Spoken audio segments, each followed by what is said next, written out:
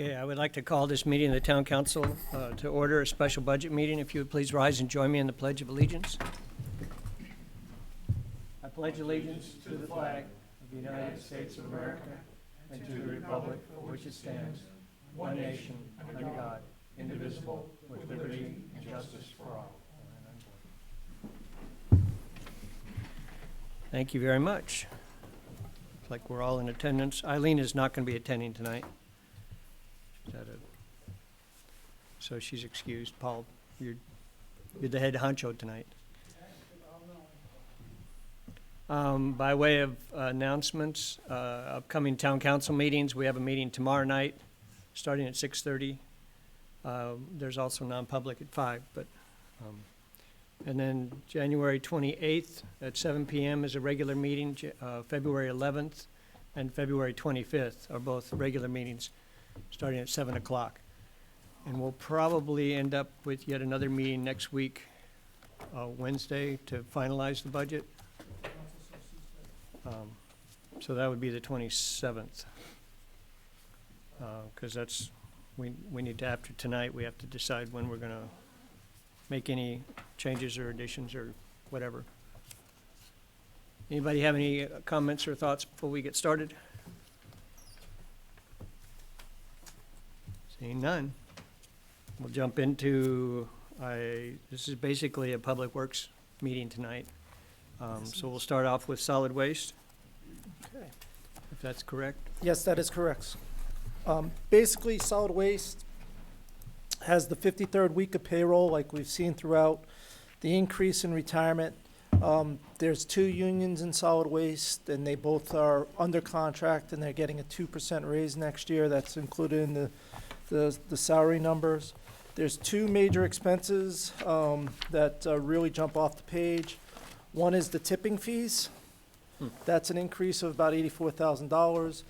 We're in the last year of our very lucrative tipping fee contract, and there's a potential of an increase there, as well as the recycling costs are going up a little bit. And the next item is the special handling, and that special handling's jumping about $16,000, and that's due to 2 items: brush grinding and waste oil. Somebody used to come pick up our waste oil for nothing, but now they're charging us for it. So with that, I'll pass it off to Kyle. Thank you, Paul. Good evening, town councilors. Good evening. Happy to be here to present the 6 Public Works budgets to you tonight. Paul stole much of my thunder from the presentation, but we'll go through it anyway. We could adjourn if you're all set. Ready to go. Questions? First up is solid waste. Joining me for the solid waste division is our foreman, Christopher Perot. He's joining us right here. This is his 2nd budget season, so he's an old pro at it now. Just briefly, what do we do in solid waste? The division is responsible for the receipt and disposal, the transfer of more than 10,000 tons of materials each year that come into the facility. Materials that come in include trash, of course, demolition material, recyclables, which is single stream batteries, electronics, scrap metal, tires, and so much more. We also collect and compost more than 1,100 tons of composted material that we turn into a usable product for residents in their gardens or as a soil amendment. Other responsibilities include the maintenance and monitoring of the 2 closed landfills, the main landfill and the winter dump, and facilitating the swap shop. Our goals for the division for fiscal '22 are to continue to look for ways to make the transfer of materials out of the facility as inexpensive and environmentally friendly as possible. We want to continue partnering with Eversource. We've done the free Freon event 3 years running now, saving taxpayers, I think, roughly $11,000 to date in their recycling of their Freon appliances. And one of our things we'd really like to accomplish, hopefully with vaccines and improving conditions, we'll be able to open the swap shop this year. It is still closed. We do get a lot of calls about that. And it is our intention to open it, but we need to wait until we can do so safely. And finally, you're going to see one recurring theme in most of the slides is as a Public Works group, we're really working on defining some of our work tasks in the form of a job hazard analysis or a JHA. We're really putting a big emphasis this year on defining those work tasks, the personal protection equipment required, the materials required, manpower required, and procedures for how to do every job that we do safely. We do so many different things on a daily basis. It's hard for anybody to remember every step. And in our drive to be safer all the time, we're going to put these packages together. And as a quick reminder for employees, every day before they do a task, they'll be able to reference the JHA and perform the job safely. Kind of budget-wise, Paul hit the highlights. Overall, the budget's up 8.7%, or for this budget, $150,000. Of that, personnel expenses is $43,000, and operating expenses is up $107,000. So it is up, It because I is. see the word down in your presentation. Oh, I'm sorry, it is up. Yes, I apologize. Yep, it must have been down last year. Thank you for that, Bill. Not a problem. Yeah, so it is up. And mostly because of the solid waste disposal expenses. As Paul mentioned, both our tipping fee and our recycling fee went up quite a bit. We saw the biggest jump this year in recycling. The first 5 months of this fiscal year was under the old rate, and now we're fully into the new rate, and we expect it to go up higher for next fiscal year. Yeah. On that, I know Carl's got, sorry to interrupt, Carl. Yeah, no problem. While you're on it. Peter. Oh, sorry, again, I'm the biggest offender, right? The recycling fees going up and everything, I guess, I never want to give up recycling, but, I mean, as a DPW director and the association statewide, are they looking at ways to, I don't know, sites or plants or for more plants or something to maybe bring this price down? I don't know. Yeah, so the answer is yes. You may recall last year, just before budget, we had our partners from NRRA come in and do a big presentation. And at that point, they were fairly hopeful that the gap from the National Sort China program, which caused this mess, was going to kind of be taken care of by companies in the Midwest that were going to open up some recycling plants to reuse these materials.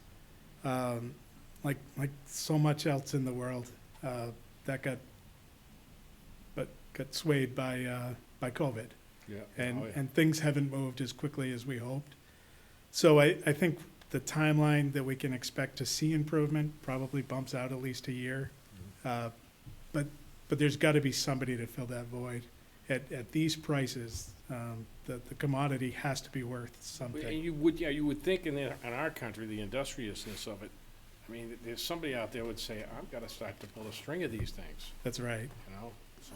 Yeah, and that's our hope and belief, is that the ingenuity in the country is going to solve the problem. We're not there yet, so we may have another year or two of some pain, but we are hopeful. All right, thank you. By way of just letting you know where we are contract-wise, the recycling contract that we currently have, it's a one-year deal with our prior vendor, who's done a phenomenal job for us. That ends November 30, and our trash contract ends on December 31 of this year. So I know Paul's been working hard to work to extend those, and that'll be a big focus of ours in the spring. Other expenses, our other outside services, we We went up $5,000 to take care of the point of entry treatment systems. You'll recall that we currently maintain 3 treatment systems in private homes that are near the landfill as a result, 2 of them as a result of PFAS and 1 as a result of 1,4-dioxane levels. The service for that and the maintenance of that has been more expensive than we anticipated last year. So this is just catching up with actual costs. By the same account, the DES requirements of our landfill monitoring has become much more burdensome, and that burden shows up here as cost. So we've bumped that up by $4,500. And as Paul mentioned, our special waste disposal is up $16,000 for 2 reasons. One, increasing cost in our brush grinding. And again, that's just matching with what we've under budgeted the last couple of years. We were resistant to change it last year because we were hoping it was just a fluke in the bids for last year. But after a couple of years, we realized that that's just what the market is requiring. So we've bumped that up. And as Paul also mentioned, we now have to pay for the disposal of our waste oil.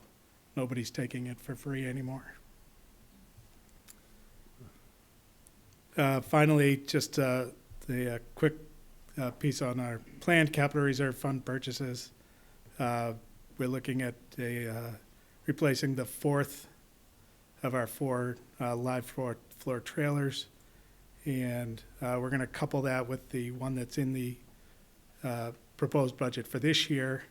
So we can get better pricing. And we plan to bring both of those to the council this spring, assuming this budget passes. We plan on replacing a pickup with a plow. It's a 2010 pickup truck. So that's all I have for the solid waste division. Chris and I would be happy to answer any questions you might have. Okay, Nancy? Part of this has to do with just making sure the public understands this, but in it also I have some questions. And it goes back to the E355. Okay, what we had here, tipping fee paid at remote disposal site was $70 at a per ton? Yes, Okay, is that the one that went to $75.25 per ton? that's correct. Yeah, that's our trash disposal. Okay, now the recycling went from, according to this, $54.50, but in your presentation, you have it different. You had it as 71. Yeah. So the reason for that, Nancy, is Councilor Harrington, sorry. That's fine. Because our contract years for the contracts are different than our fiscal years. Okay, So the recycling one, which is in the budget at $128 per ton, that's derived from, we have 5 months at our current value of $125, and we projected $130 for starting December 1st. So you take 5 months at 125 okay. and 7 months at 130 to come up with the 128. So the reality is, we've gone from $54.50 per ton to $128 per ton, Right, and maybe more later. maybe. Okay. Yeah. I know during that presentation, there was some discussion or a hint that we can't be assured that this recycling isn't in fact going to landfill somewhere. Is that still true? We know for certain that ours is not going to a landfill.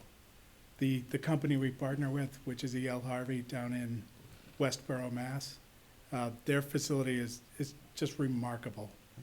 The equipment and machinery they have that actually sorts all of the single stream, in addition to personnel helping. They sort everything into the different commodities, and then they do sell them as They're going commodities. to, So okay. our stuff, without a doubt, is not ending up in a landfill. Because as part of that, we are paying an additional $79,000 to make sure it's the recycling, That's correct. as compared to the regular tipping fee. So that's not entirely correct. Okay. So Go the ahead. recycling fee, the 128 that's in the budget, that's all inclusive. So what Okay. we get out of that is the compactor itself, the trailers that we that the compactor pushes the material Okay. into. They come and pick it up, they take it down to Westboro, Mass, and bring back the empty containers. All we do, the recycling attendants, look to make sure the product is clean, and they load the compactors.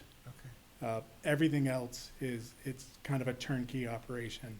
okay, The 75-25, right, that is just the tipping fee. okay. So on it's not top of apples that, and apples? It is not. Okay. So on top of Important that, to we know. have our personnel cost, our trucking costs, Right.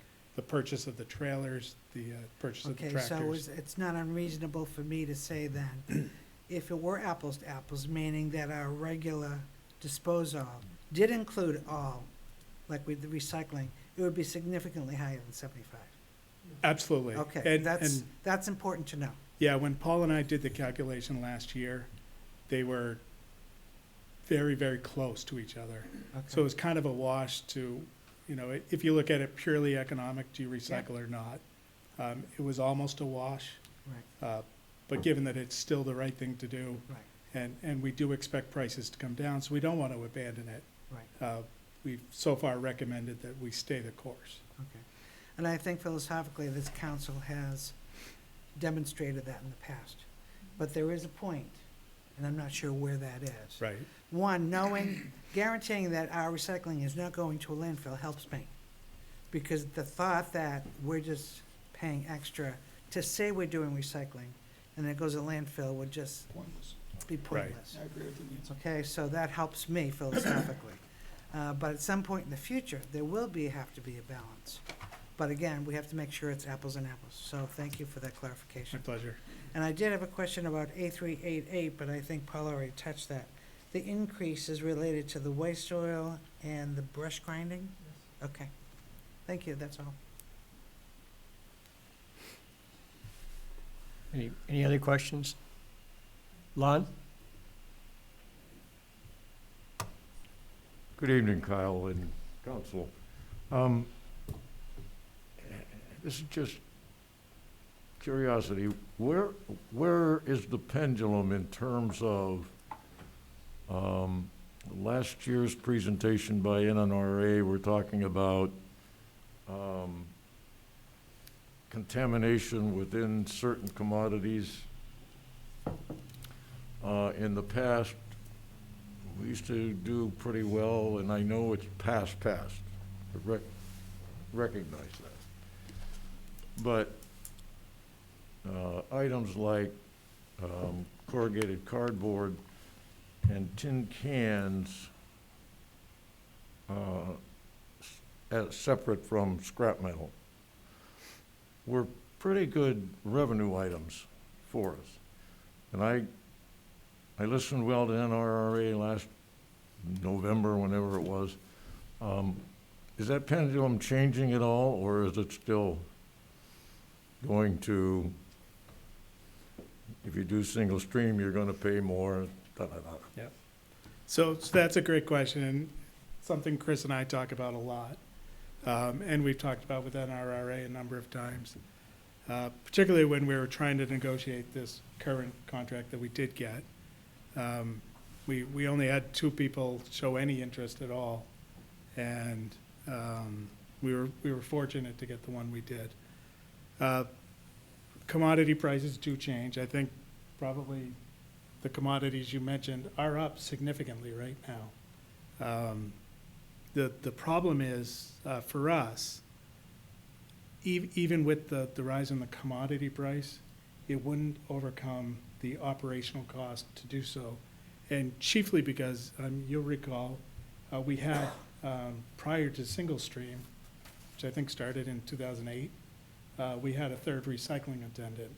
So just having one town employee extra, which we would require, more than makes up for any gain we'd get in revenues.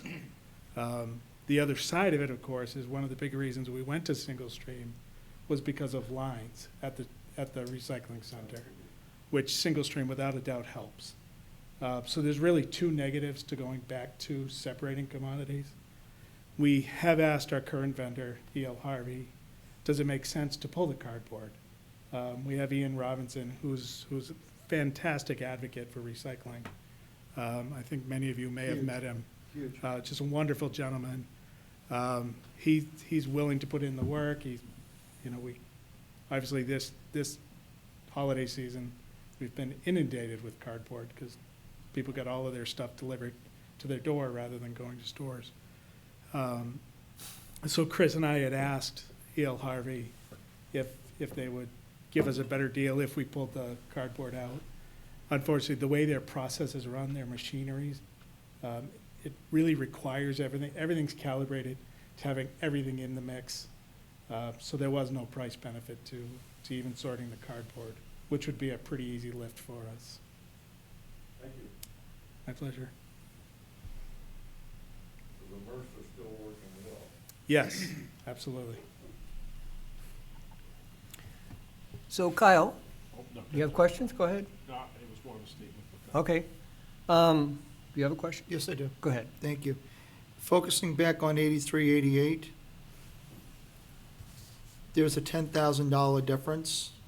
The waste oil is 8. Is it fair to say that the brush grinding went up 2 to get to 10?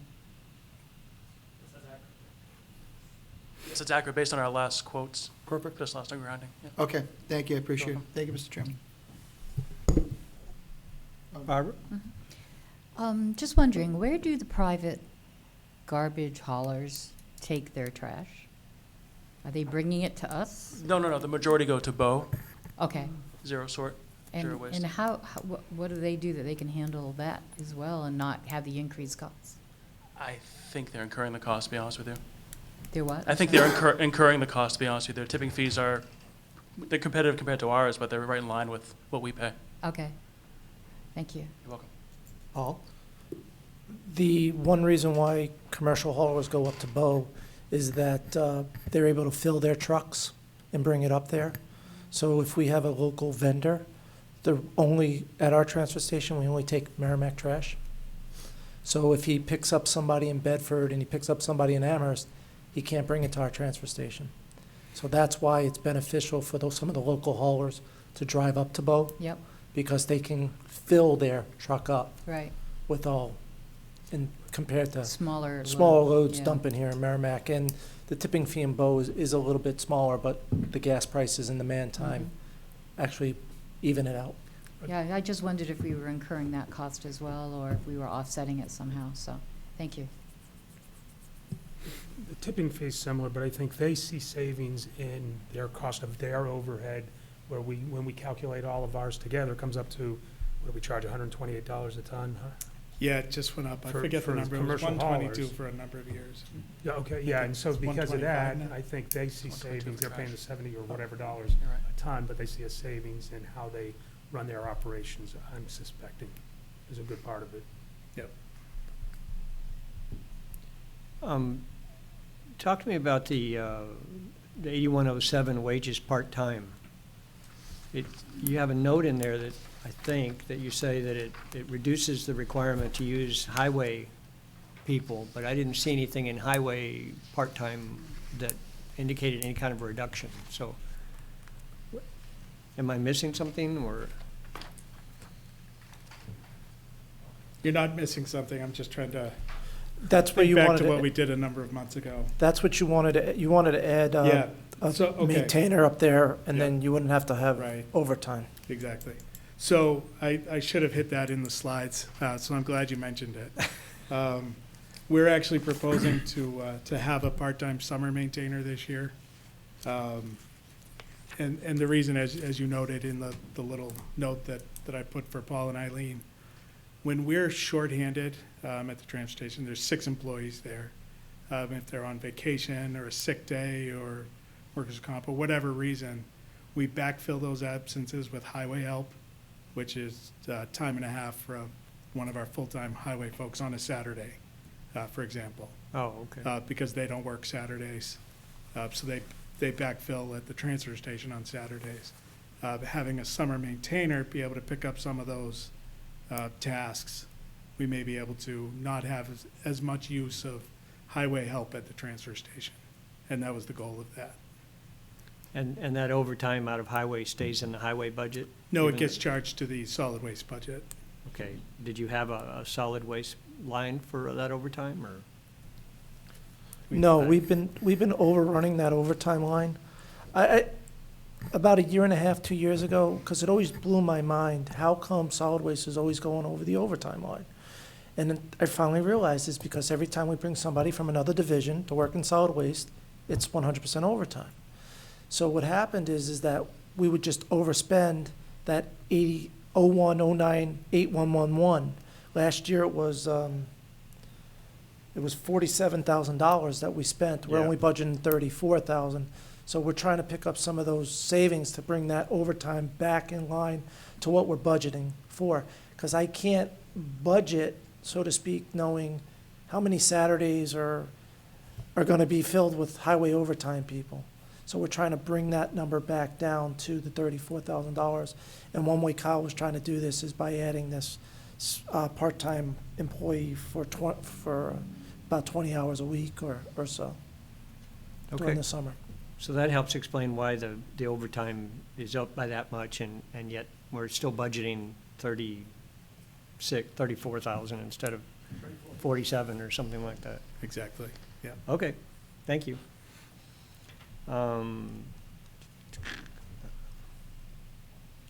So the maintenance of vehicles and equipment, 8333. The actual that we have is 35.8. Last year, we must have talked about it and budgeted 62.5.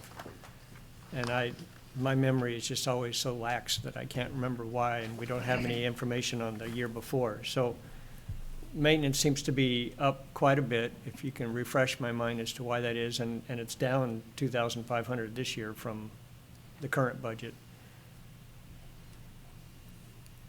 So I don't have my backup for that specific question. I can get that to you. Actually, Oh, Ball to the rescue. we bought a new tractor, so we don't have an old Peterbilt that we were running that was a lot of repairs. We have two international tractors, which are newer. Our trailers were a big cost to us because we had to replace some live floor stuff in the live floor trailers. We had to replace some sidewalls in the live floor trailers because they were being damaged and the steel was being weakened. So bought one, we're buying two more. So we'll have three of the four trailers replaced. We bought a new skid steer, we bought a new forklift in this department for some of the equipment. So some of those maintenance costs, probably looking at this now, we can bring that down a little bit more because we have a lot of newer equipment. Before, we had a lot of older equipment, and the majority of the cost that we were paying for was repairs to the trailers and the tractors. So although we had major loader repairs. So right now, we're in the process of getting a new loader. Our other loader is fairly new. So we do have some newer equipment at solid waste through the replacement schedule. So that could potentially have some savings there. We'll have to look at that and get back to you when we discuss about possible potential cuts. Okay, and just, theory-wise, how we come up with the numbers, the 8333 account is always a tough one because you don't know what's going to go wrong 18 months out. So what we kind of do as a running 5-year average is how we develop that number. But as Paul said, given the you got a lot of new equipment now. equipment that we've been purchasing, there's probably some opportunity to bring that one down some. Okay. Well, unfortunately, we only see 1 year back for Right. that 5-year Yeah. average, so it warrants a good Yeah, and I wish I question. had brought that. I just don't have it with me. Actually, past years in that line, 16, 17 actual was 144,000 roughly. 17, 18 actual was 144,000. 18, 19, 83, whoops, wrong department. I was gonna say. Holy moly, I was gonna say, those are some big numbers. Yeah, So we're doing As I great was at Doing good to 60. stay down at 60. sorry. 16, 17 was 46,000, 17, 18 was 82,000, 18, 19 was 48,000, and then 19, 20 was $35,000. So there is some avenue for some savings there. Okay. So, you already talked about solid waste. And I was wondering how much of that 81,000 in the special solid waste is offset by fees? Do you have any clue, or, I mean, because we charge to take in some of these tires and refrigerants and electronics and stuff like that? Yeah, so those items are the ones that have offsetting revenues. The ones that wouldn't are the brush grinding, and the waste oil, and the miscellaneous wastes. But is the offsetting revenue built into this number, or is that just a separate income somewhere? I believe that shows up in the revenue side, right, Paul? Correct. If I can get my computer to work. Yeah, it's 50, almost $55,000 is offset, almost $55,000 is offset in revenue of the 81. Okay. I wanted to have a feeling for where that is. If people are asking, you know, why are we paying that much to get rid of this stuff or whatever? Yeah. Or why am I paying that much to drop it off there? Right. It is offsetting, so it's good. Yeah, really great question, thank you. And Barbara? Have you considered, do we need to offset the cost of the oil disposal, now that that cost is going up as well? So we hadn't, that's kind of a new thing for us. It's certainly something we can discuss with the council. Because if you were taking it to Monroe or Pep Boys or something like that for disposal, you'd be charged. Yeah, it'd be a really good discussion It's point. a thought. The tough thing, if you start charging for something like I know. oil, It ends Then up getting dumped. people are just gonna end That's up dumping it. exactly what I was gonna Right. say. It's gonna go down in the So ground that's somewhere. one I would be Interesting wary places. of, yeah. Either, Not a whether good in the thing. storm drains or in the woods, Right. or, Just what you need in your storm drains. huh? right. I'm sure it happens anyway. Well, it did when I was a kid, but I was down in Louisiana, so. Everything happened down there. Anyway. Excuse me. I have to, so, last question, capital reserve fund. We're putting $125,000 into the capital reserve annually. You're gonna buy another trailer this year, sounds like.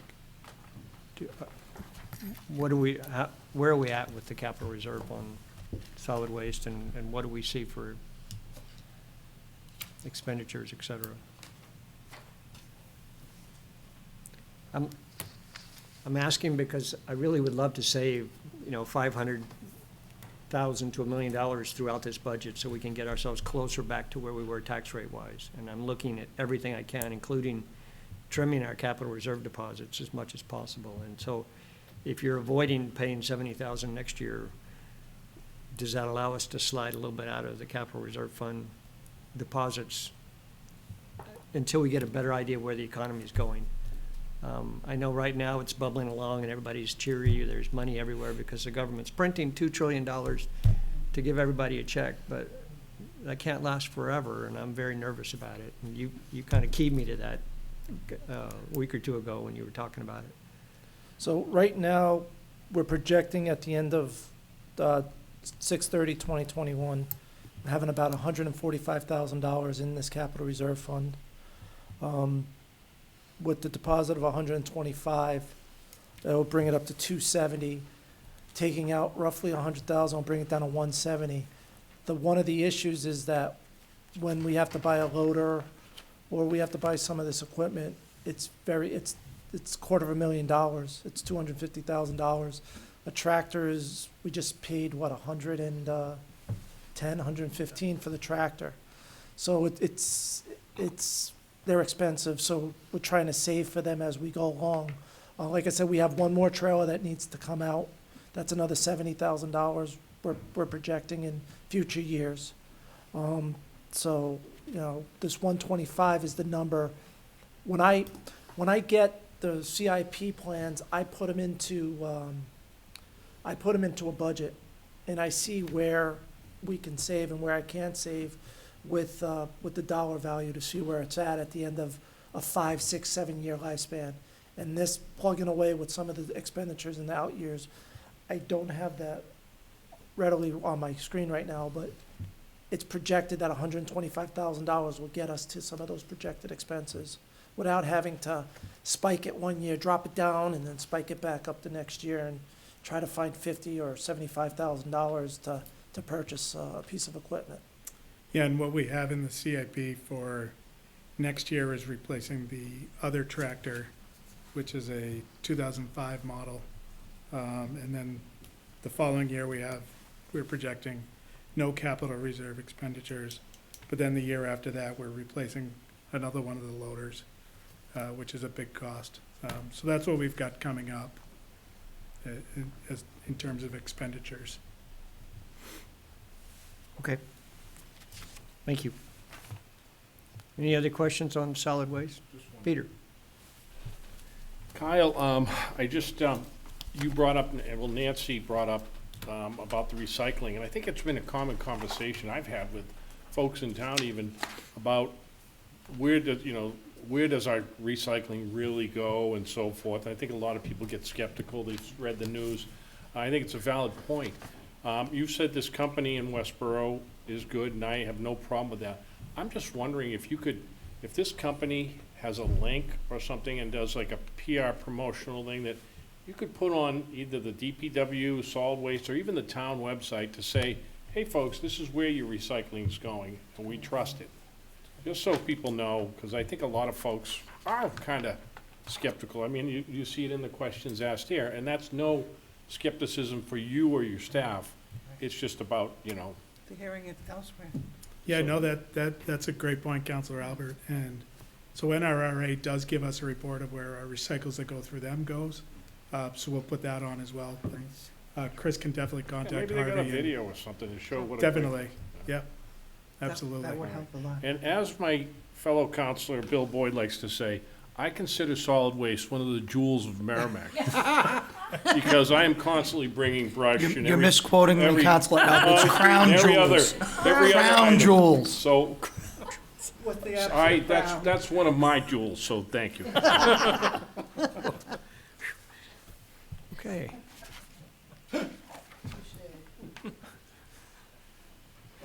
Are there any other questions on the solid waste budget? Seeing none, we'll move along, which I think brings us to highway, according to your presentation here. Yes. Thank you, Chris. Chris, thank you. So Highway Department, you'll see the same raises in salaries and in retirement. The Highway Division has 2 unions as well, and they're in contract, and they're scheduled to get a 2% raise. Some of the major expenses or decreases in this budget is, if you look at 8359 outside services, that went down about $22,000. Last year, we did the asphalt pile, so that's why that's down, because we don't have to do it again this year. Buildings is down $30,000. That's because we replaced a roof on the old salt shed. Paving is up $50,000 because we're incrementally trying to increase the paving budget as we go along. And then operating equipment is up $19,000. The reason why that is because they have a flail mower for our trackless tractor. That's included in the budget this year at a $31,000 increase. And they're taking out a $12,000 lawnmower, Z-Cut, X-Mark mower.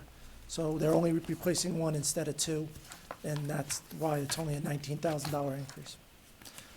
With that, I'll pass it along to Lori and Kyle. Thank you again, Paul.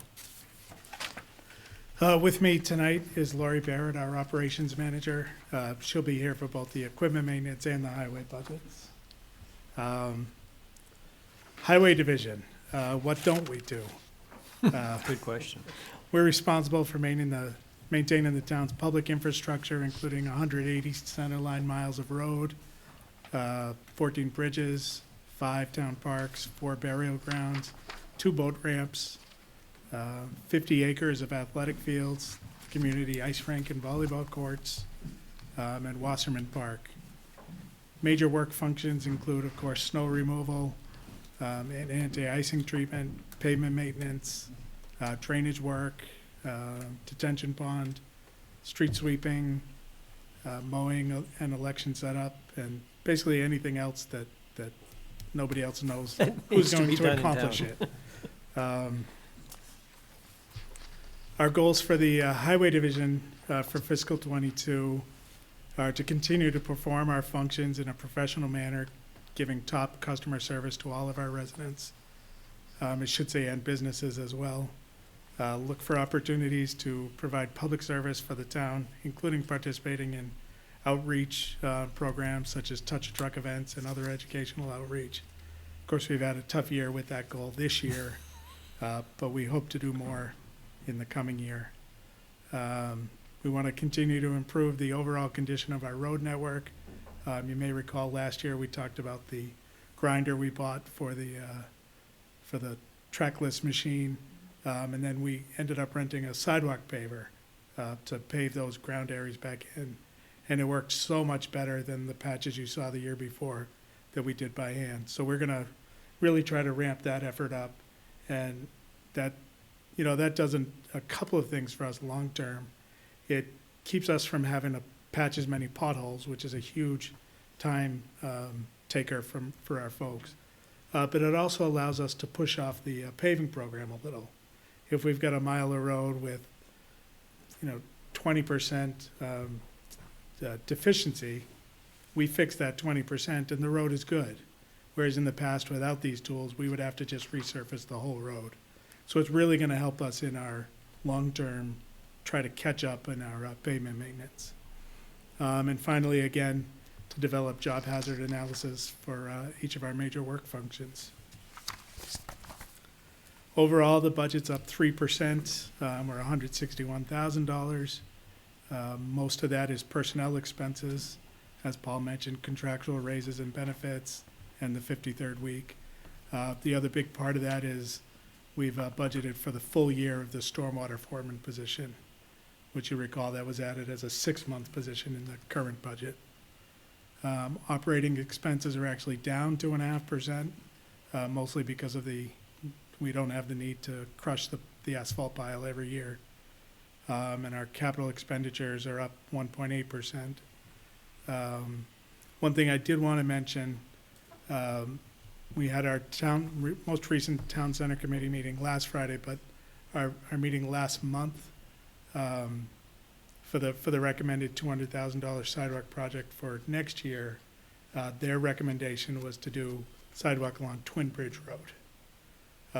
So I don't know if the council wants to weigh in on that concept tonight or at another meeting, but I just wanted to get that out there. I know there was a lot of discussion about how to choose it and which way to go. So I just wanted to get that out to you guys early and just let you know what the town center committee's goal is. Twin Bridge Road is, So that's next to the Common Shopping Plaza Yeah. near Sal's. And so their rationale behind that project at our meeting last month was it kind of completes the loop through Twin Bridge Park, up into Kids Cove area, Bicefield, that whole area through there. And then, eventually, once we replace the bridge, US 3 bridge, it'd make a nice loop. That's the thinking. At our meeting last Friday with the Town Center Committee, it came up, the 275th committee is actually looking at doing a bridge project, a covered bridge project out in that park as well. So there was some nice symmetry between the two projects, actually. But we can discuss that at the council's pleasure. yeah.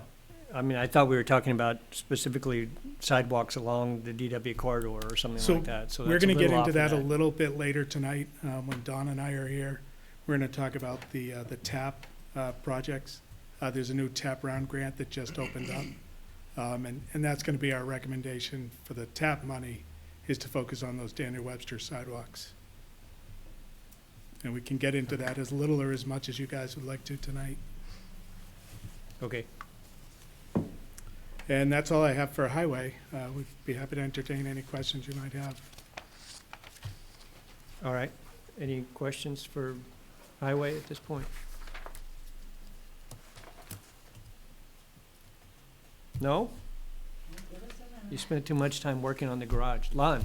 Just because I'm curious, printing, what are we doing differently? Lon, we can't hear you over the mic. My apologies. Thank you, sir. Printing, what are we doing that asked for a $1,400 increase?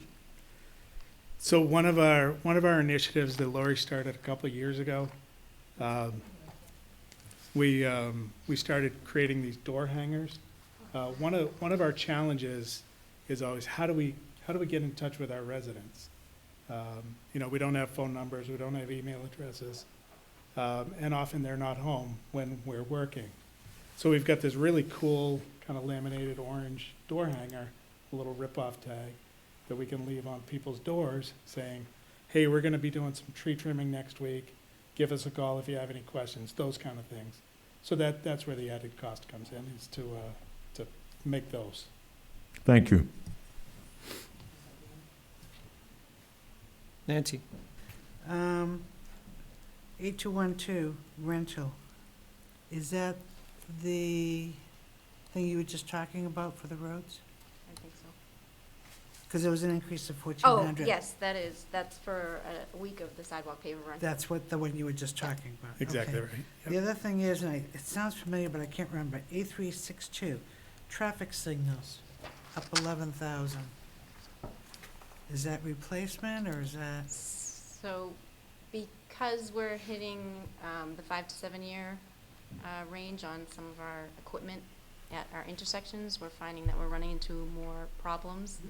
You're gonna have to either move the mic or Sorry. review? sorry, thank you. I start over, Okay. please. So a lot of our intersection equipment that's controlling our intersections is hitting that 5 to 7 year range where we're having problems with the equipment. We're running into problems with the more expensive video processing equipment. So that will cover this. Something was just flying I around saw here. it. It was just unusual. So that's anticipation of, Now, is that usual, 5 to 7 years is the normal for That's what- traffic? yes, that's what they're telling us for some of the equipment that's in the cabinet. What line was that, Nancy? That was A362, which is labeled as traffic signals, up 11,000. And I did have questions about other ones, but you already touched on it, like the infrastructure, so the infrastructure, the increase 50,000 is for paving, right? Yes. And you already addressed the operating equipment, so the questions I have already been addressed. Thank you. Any other questions? Peter? It's a small thing, but it came up in Parks and Rec, the netting at Trudowski Field. I see in here, it's $2,000 to install and remove the netting. I guess that's an annual thing. And then we saw a number for Parks and Rec that showed, I forget what it was, for the new netting. Was it, I can't remember the number now, I don't but it remember was the number somewhat offhand. substantial. It seems like a lot of money goes towards that net. And I guess the location of the field, you gotta have it, but I was thinking other ways of, maybe it's time to look at the fees in the softball leagues and the tournaments coming in again, to review it, because just that net alone is what we're looking at. I thought it was $10,000 for the net, and then, well, just a thought when I see that, so maybe we need to discuss that. Okay. Bill? Thank you, Mr. Chairman. The budget page 80, line item 8341 on sand and salt. It's a reduction of roughly about $6,000. How are we doing so far? I know it's been, knock on Thank wood, you. it's been a very, my dogs aren't happy, but it's been a very mild winter. So where do we stand, and are you comfortable with that number as of Yes. July? Okay. Very. We've only had 6 events that we've had to plow, and we've used only about 7% of our material cost. 7%, yeah. So the other thing that goes along with that is that every year, once winter is over, we fill our salt shed.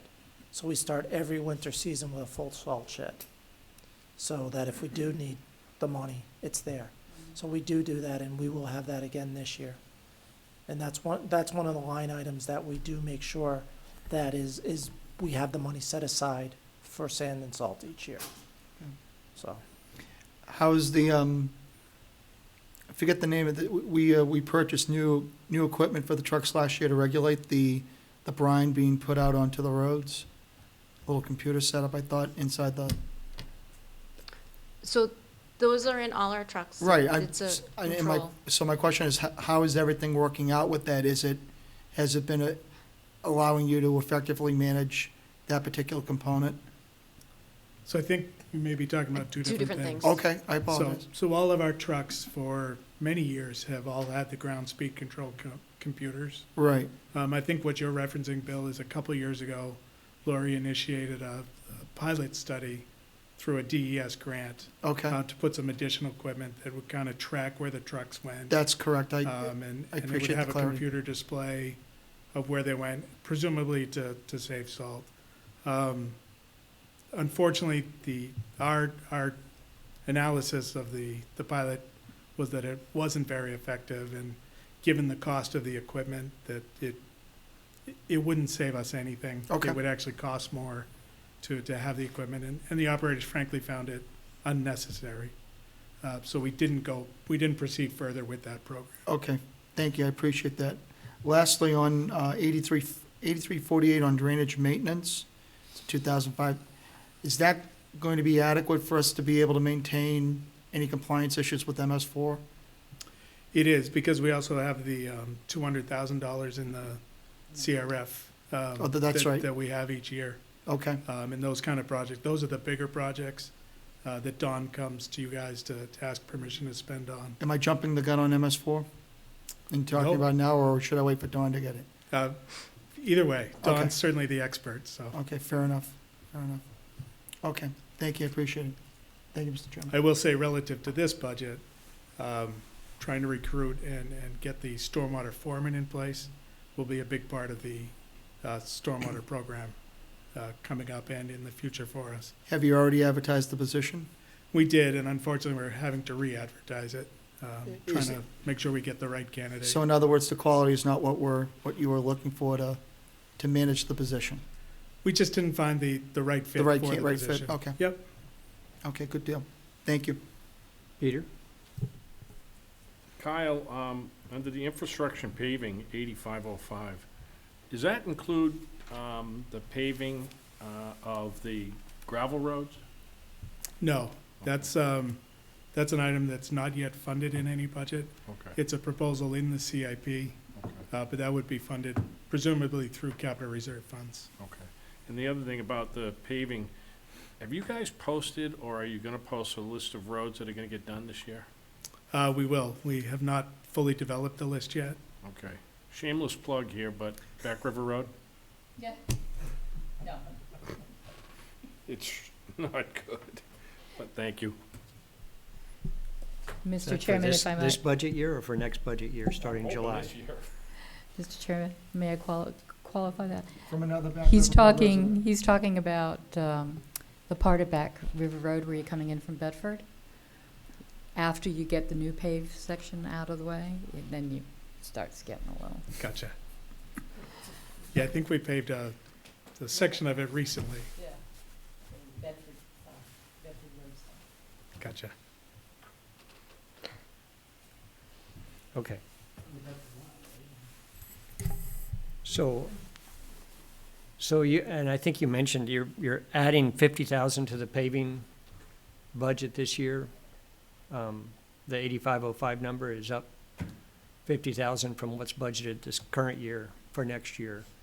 And that's just an incremental increase to try and get more roads. Correct. We know we're not funding at the level we need to get our network where we want it. But over the last number of years, we've been bumping it 50,000 every year. And we hope to continue to do so. We know it's not going to get us 100% where we need to be, but each step brings us closer. luckily, over the last number of years, asphalt prices have been pretty stable. So we haven't been damaged by inflation on that side of things too badly. So any increase we can get is much appreciated.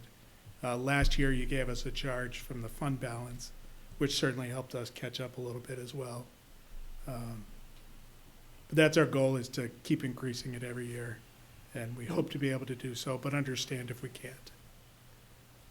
See, last year, the actual 1920 is listed here as just under 900,000.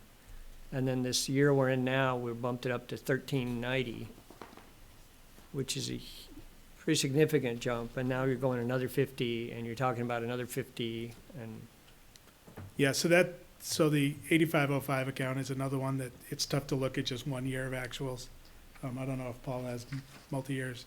Because the program straddles fiscal years, a lot of it depends on when we actually get the bill from the contractor. Like, for example, this past paving season, the contractor started working in Merrimack, I think in April. We got him in as soon as we could when COVID hit, and they didn't end up billing us till October. So all of that money is gonna show up as an actual in the wrong fiscal year, just because of when they actually invoiced us. Interesting. is that the way it works, or can you hold over funds that are committed? The funds have been held over. It's what you see when you see an actual expense is the cash that the checks, when the check's been written. We hold over money in purchase orders for paving, like we do with salt and sand as well. That, what Kyle's talking about was all full, whatever we have in the paving budget gets put into a PO, and that's get PO from year to year to year. Also in the 8505, I'd like to mention is the $200,000 for the sidewalks that we have in there as well. So, because we didn't finish the sidewalk over there by the high school, the $200,000 has put aside in a purchase order for that purpose. So when it gets done this year, it doesn't come out of current year appropriations, it's already encumbered from last year's money to be done this year. So, and what Kyle's talking about is some years we have a very large in paving because of timing of invoicing. In other years, we don't have any money in paving because they didn't get to us. They didn't get to us because they might have came in late spring, early summer of, say, between fiscal years 17 and 18 to do all the paving. They invoiced us. We paid it. And then from 18 to 19, they might have not have paved in the fiscal year cycle, but we encumbered the money so that we have the money available, saying that these were the roads we were gonna do, this is how much it was gonna cost. We encumbered it, so when the bill comes in, we can pay off of that encumbrance. Does that answer your question? Yeah, except you're saying that the numbers here are the actual cash out numbers versus the What we encumbered actu- numbers? What we actually wrote for checks in that fiscal year. Okay, whether the number had been encumbered in that year's budget or not. Yeah, I mean, yes. if it was money from the previous year's budget, it doesn't seem like it ought to show up in this year's numbers or something like that, but. That's when it was paid for. So we're matching It might have expenses and been revenues. encumbered in the year Right, it was planned for, but it wasn't spent or paid out until the next fiscal year. correct, So it would show up in the fiscal year you actually paid out. correct. But when you report to DRA how much you spent versus how much you budgeted, you can't have paid an additional 400,000 in paving, because that was encumbered money from the year before, so. Not to go into advanced accounting class 303, but Please don't. when we look at this stuff, there's a adjusting entry that gets done to DRA to say, we held this much money over in encumbrances, this is where it went to, this is how much we actually spent in paving, however, this is how much was budgeted, this is how much was carried over, this is how much we had available to spend. There's So the There's variance- accounting entries that get done to, Take care of the fact that you have to gross budget and you can't spend more than you budgeted. correct, correct, Um, So the variance is clear. correct. Okay. Correct, Yeah. and there's actually a note in the, not that anybody wants to read it, but there is a note in the financial statements that actually talks to that. About how much was encumbered from year to year. I mean, Yeah, I don't want to read that. But I guess, Exactly. I guess what I'm trying to understand is, again, in my thoughts of saving money anywhere we can, if we were to delay or push out the sidewalk project for a year, which I'm sure will irritate some folks on the planning board and stuff like that, but realizing that $200,000 numbers are not small change, I think there might be, this is the line that would change. Is that right? Correct. Okay. It also has been mentioned about previous years using some fund balance, so there's some consideration for that too. Well, I think you already incorporated a lot of fund balance into this budget, didn't you? Correct. Okay, so we'll have to. You're gonna when we go over that summarize it all at again once. with us a little Yes. later on?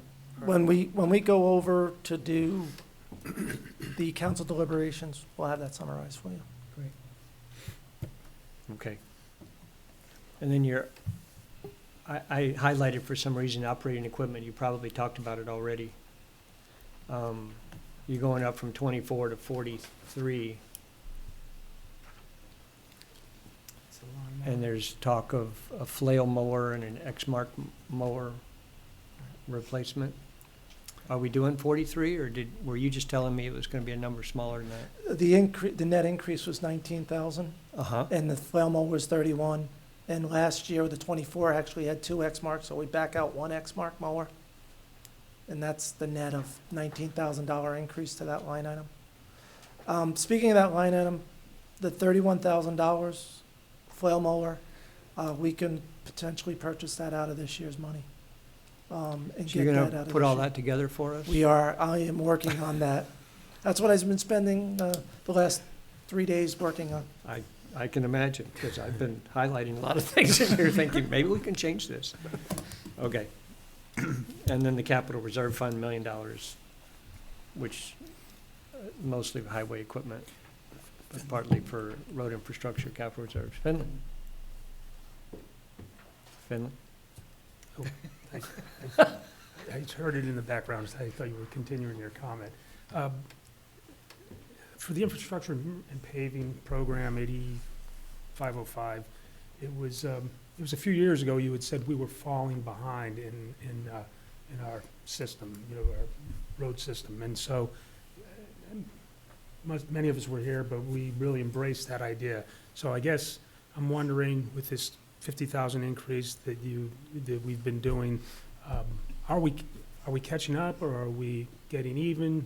Do you have an idea of what we might expect? Because I appreciate what the conversation is, but I panic over those funds. So if we're catching up, I don't want to be the federal government with a budget deficit continuously never getting rid of the debt and just growing and growing. So if we're catching up and, maintaining a level, then I'm more inclined to think about that. But, so I guess that's the question.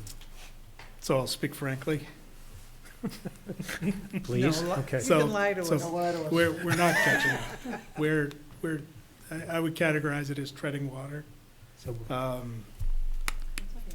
So Back River Road came up earlier. That's a road that, in my time here, we've paved that whole road. And now we've paved part of it a second time. We're kind of in that constant catch-up mode.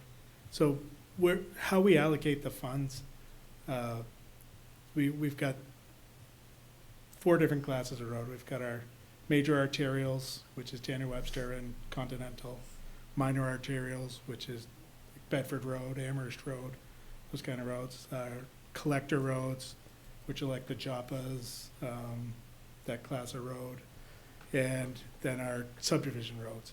So the way we allocate the paving money is we try and put about 50% of it every year towards the main roads, which is, a small fraction of our whole network. But that's the roads that most people drive.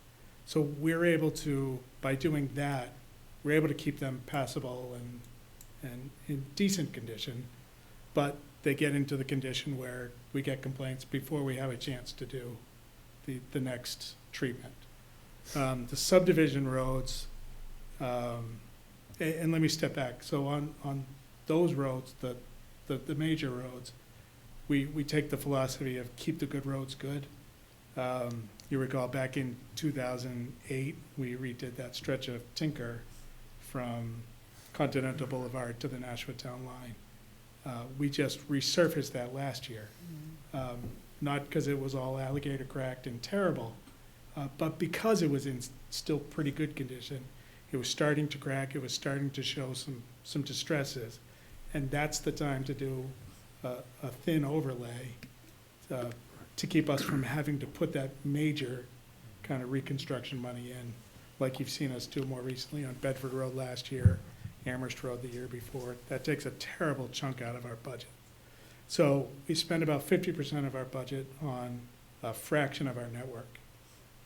The subdivision roads, we kind of take a worst first approach because we look at it as everyone pays taxes, and we can't really say, yeah, your road is terrible, but we want to keep this road better because that makes more fiscal sense. So we kind of take the worst first approach on that. But frankly, we're still on about a 35-year paving cycle for the subdivision type roads, and it's just not enough. But that being said, I don't want to say we're doing terrible. We're doing well. When I got here in 2006, our paving budget was $260,000. So having it at $1 million is really, really good. The council's done a terrific job. And we're able to maintain a stable road network. Doing better would help, but we're not in crisis mode. Thank you. You did very well with that. Thank you. Peter, go ahead. Kyle, Tom kind of queued me up on the sidewalk thing. This all leads together, is the bridge over Babusick Brook, DW Highway by Kids Cove. When is that project scheduled to So start? that is scheduled for, It's a couple of years out, I think. 2025. Okay. And I'm looking at your presentation, and we talked about the Town Center Committee's recommendation.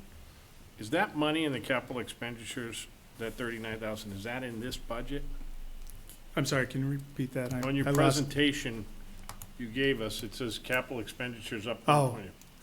No, so that is just the items, so there's kind of three categories in the budget, in how I look at it. Yep. The 8100 series is the personnel expenses. The 8200 through 8400 is the operational expenses. The 8500 series is those capital expenditures that are in the budget. Outside of that is the CRF purchases. So these are the 8500 series, like 8508, 8505, 8505, those budget items. Yeah, and I'm just thinking, with that, it's in sight, but it's not what I would call close. Would we be better off waiting and holding off on that item? On which? Huh? On which? On the, any money we want to put aside for Twin Bridge Road on the sidewalk? That's completely up to the council. I think that's what I was talking about That's doing. what- Yeah, that's what you kind of, I was thinking about it too, and, I mean, it's pushed off, and maybe when the time comes, you kind of wrap it all, maybe we get the contractor who's gonna do the bridge and that adjoining sidewalk on 3 to wrap it into that project. I don't know, maybe get a good price, but, okay. Thank you. Paul, you wanted to respond to that, or? Yeah, if I could. No, Okay. just kidding. He wouldn't Go ahead. mind. I think the first step is the council wanting to keep the $200,000 in the sidewalk in the budget. And if that comes out that the council does want to keep the $200,000 into the budget, then we'd be bringing you back, like we did this year, a list of 4 or 5 projects for you to choose from. Town Center Committee has said that they would like the Twin Bridge Road as the project the town council consider. However, as you know, when we did the last one, we had the sidewalk up here to come up near the library a little bit further in front of the church was one of them. There was another, the hill was another one. There was one that went on the other side of DW Highway, those kind of projects. So if the council wants to think about, if the council keeps the $200,000 in, before we do any sidewalk project, we'd bring back it to the council with cost and say, these are the projects, which one does the council want to use that money that they set aside for? That's the first step, if you keep the $200,000 in there. If you don't keep the $200,000 in there and say, we wanted to, this is a tough year, because of the increase, we want to try to level off the tax rate a little bit, so we're going to back off on that, then we take it out of the budget. But as Nancy said, and like I have said, that $200,000 was tied to fund balance. We were going to use the fund balance to pay for the sidewalk project. I will present that to the town council, as well as these are the projects that we have in the budget that was tied to this, some of the fund balance money that was set aside for. So I'll give you that presentation when we go over, right before deliberations. All right. Or Thanks. tomorrow night if I I can get to appreciate it. the explanation. Barbara? So if we're going to have that discussion in greater detail, I will hold my questions until then.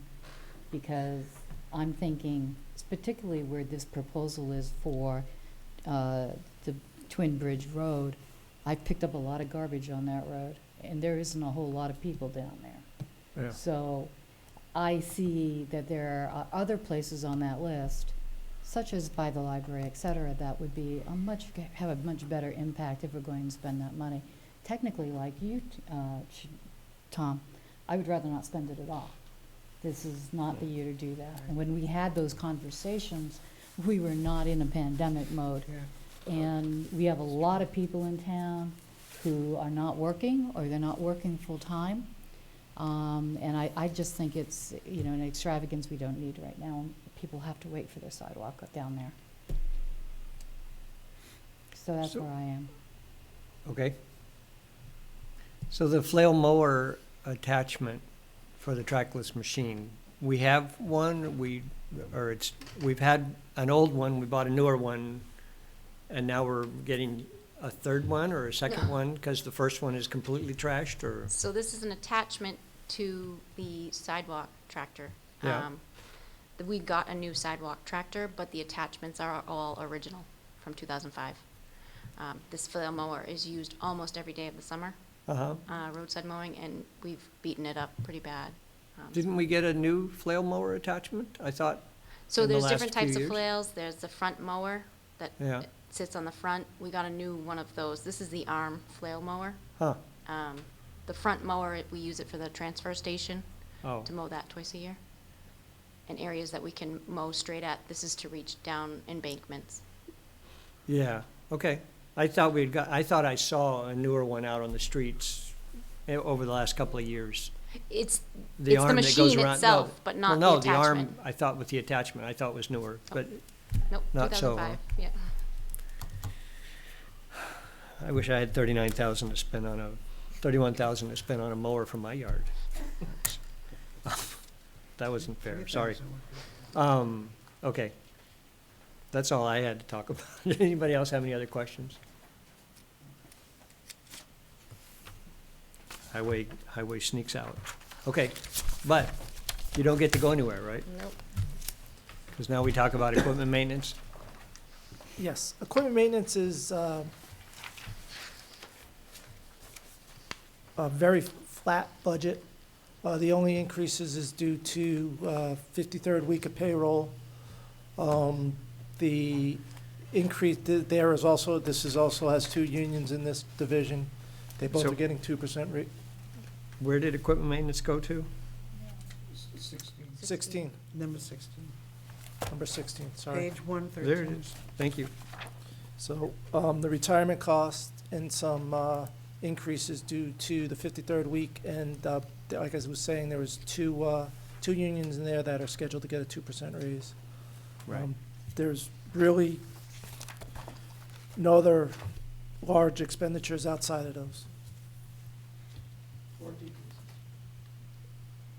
Okay, So our equipment maintenance division, as the title suggests, maintains all of the town's equipment for police, fire, public works, and general government.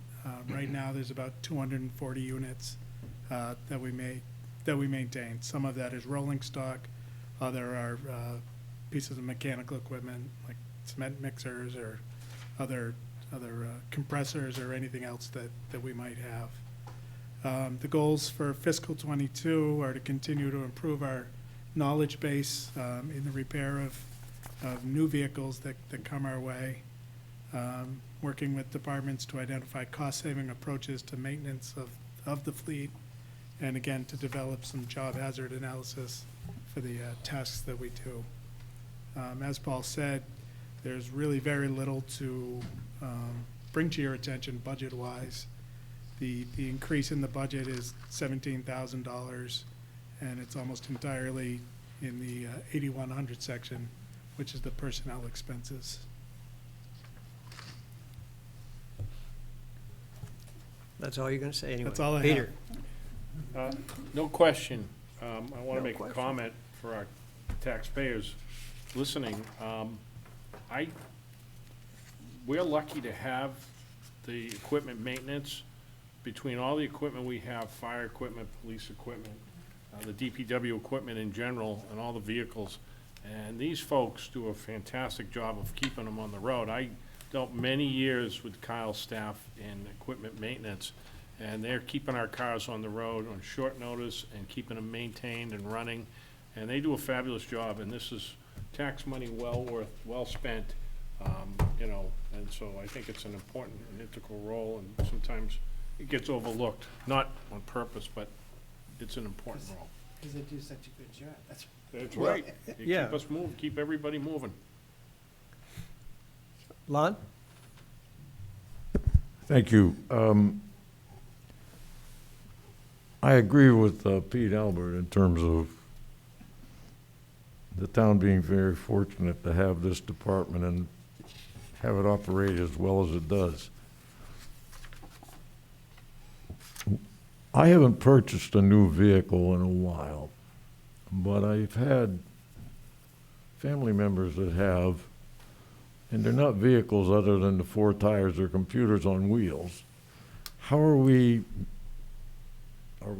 managing okay with are we having to, for lack of a better word, farm out some of the maintenance in terms of this new stuff that the dealer loves to tell you it has to be diagnosed and then fixed? Yes, there's definitely some of that going on, but we do, and you'll see in 8334, we've invested in diagnostic equipment, and this is a yearly update for the software to keep up with all of the software updates. So, so we're working on it, but there are definitely things that we can't maintain. Thank you.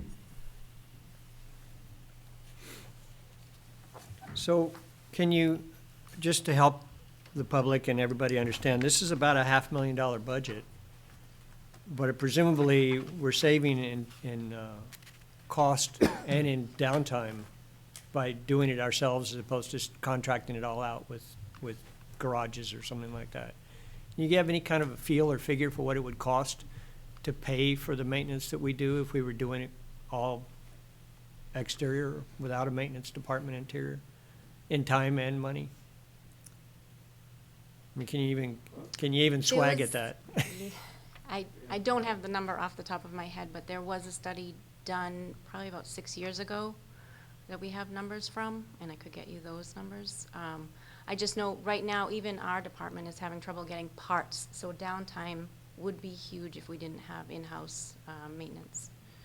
Not only parts, but during snowstorms, when maintenance is on call, or when fire is on the weekends and an engine goes down, you know, our maintenance crew is available to come in.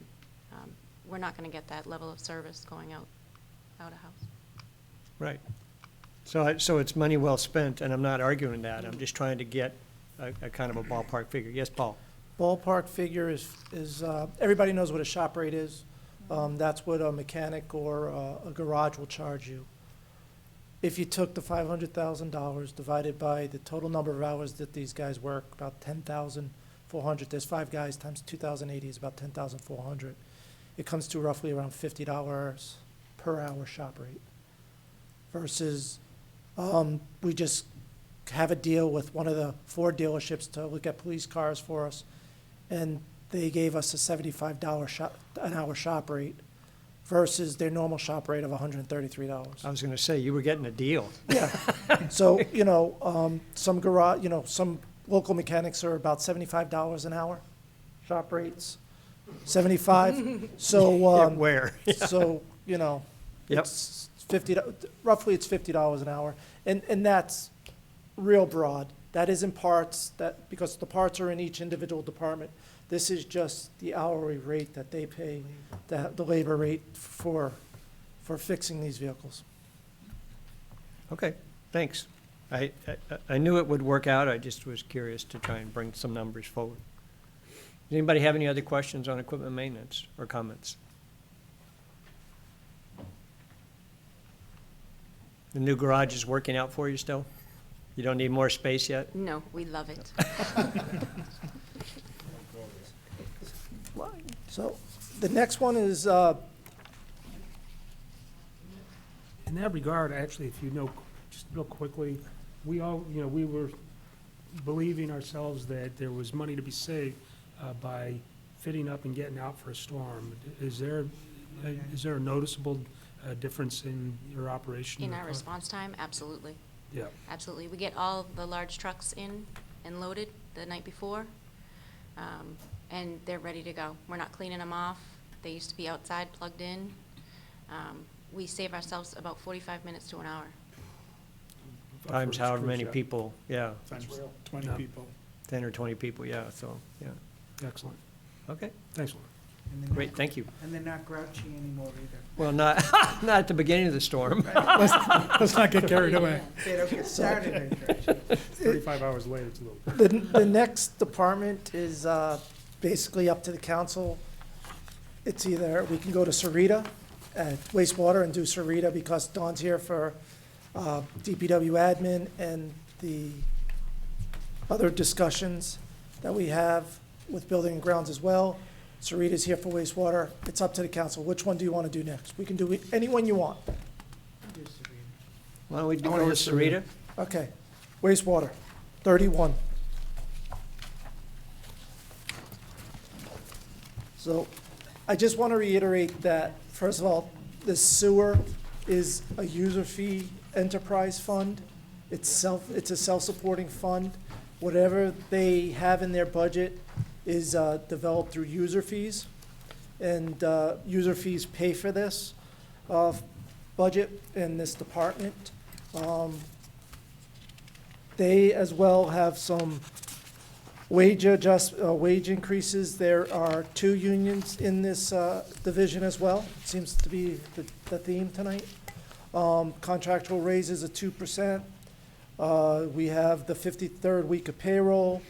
We have the increase in retirement cost. Some of the larger expenses that are decreased is electricity. As you know, it's $13,000 savings in electricity. They use a lot of electricity at the wastewater treatment plant through composting and things of that sort, as well as the plant itself, and a lot of gears and a lot of machinery working.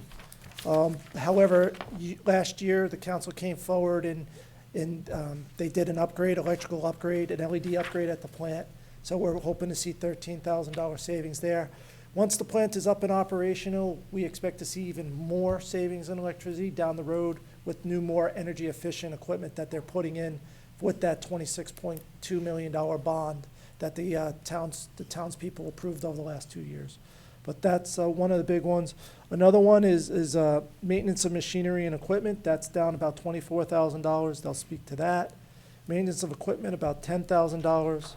There's an increase to outside services of $37,000. Believe most of that increase is due to, because they're an enterprise fund and they get user fees, there's a reciprocation of my department's time, Sharon's time, Eileen's time, the legal. We charge that a percentage off to them and through calculations, and they pay tax collector because some of their money for residential sewer and some of the commercial sewer, Diane's in the tax collector's office collects. So there's a formula, and that gets put back, but because we have to gross appropriate, we have to charge this division that money, and that's $37,000 increase. Some of that is there. Some other savings in buildings, and then there's a savings in infrastructure. I'm sure they'll be happy to talk to the council about and answer any other questions the councilors may have. I did want to say there's an increase of $14,000 of gas, in natural gas cost. And that is not because of our contract with natural gas. It's because of they are composting more. And the composting, to dry it out, they use natural gas, the heat, to dry the compost. So that's why that's an increase. It's more of a usage increase than a cost per therm increase. And one other one was bulking agent, $14,000, $15,000 increase. That goes along with being able to compost more. They need the agent, the sawdust, to absorb some of the water as well. So that's why those two areas are up. Sure, Kyle and Sarita's here to answer any questions, and I'm sure Sarita could answer it better than I could. So the wastewater Division of Public Works is responsible for processing more than 700 million gallons of wastewater from residents and businesses of Merrimack each year. We return the water to the Merrimack River in a state that meets or exceeds all local, state, and federal regulations. We also maintain 9 pump stations throughout the town and 98 miles of sewer pipe that collect the wastewater. The waste that is removed from the water is turned into a Class A biosolid, the compost that Paul was just mentioning, that is available to residents and businesses as a soil amendment, and it's also a big revenue generator for us. So those items that Paul just mentioned about costing more, we also generate more revenue to offset those costs. Because the more compost we make, the better revenue we get. That's a good point to bring up. Thank you. Yep. The goals of our division for this year, the biggest one, of course, is we're thrilled to announce that next week we're having a pre-bid meeting for our Phase 3 upgrade. That's the $22.6 million project that the town passed at town ballot in the last 2 years. Our team has just done a phenomenal job. If you get a chance to look at this plan set and proposal set, and it's staggering how much detail and paper there is in the thing. I guess $22.6 million worth. But they just did an amazing job. I've never seen a project go to a review agency, in this case, Department of Environmental Services, with so few comments, especially given the size and scope. So Wright Pierce, who is our consultant, they've just done an amazing job. And of course, working with Sarita and Leo and the whole team, it's just been a wonderful process to watch. Bids open February 28th, and we expect construction to begin this spring or summer. So we'll have hopefully host a groundbreaking ceremony for all of you and kick this project off in the right way. Other things that we want to work on this year are to continue to look for ways to improve operations to lower our energy consumption. Paul mentioned some of the projects we've done. We've done a really good job over the years of improving equipment and processes to reduce our energy consumption. And of course, the project is going to do a lot of that for us as well, getting rid of those 50-year-old pumps and, Exactly. and old outdated equipment. So we expect that trend to continue. We want to work with our stakeholder groups to establish appropriate limits for wastewater discharges. Specifically, there's been a lot of talk from EPA and DES about nitrogen and phosphorus limits in the river. If that happens, that would be a huge thing for us cost-wise. And so Sarita's been doing a fabulous job of testing the river, both upstream of our pipe, downstream of our pipe, and really trying to bring common sense to the rule makers.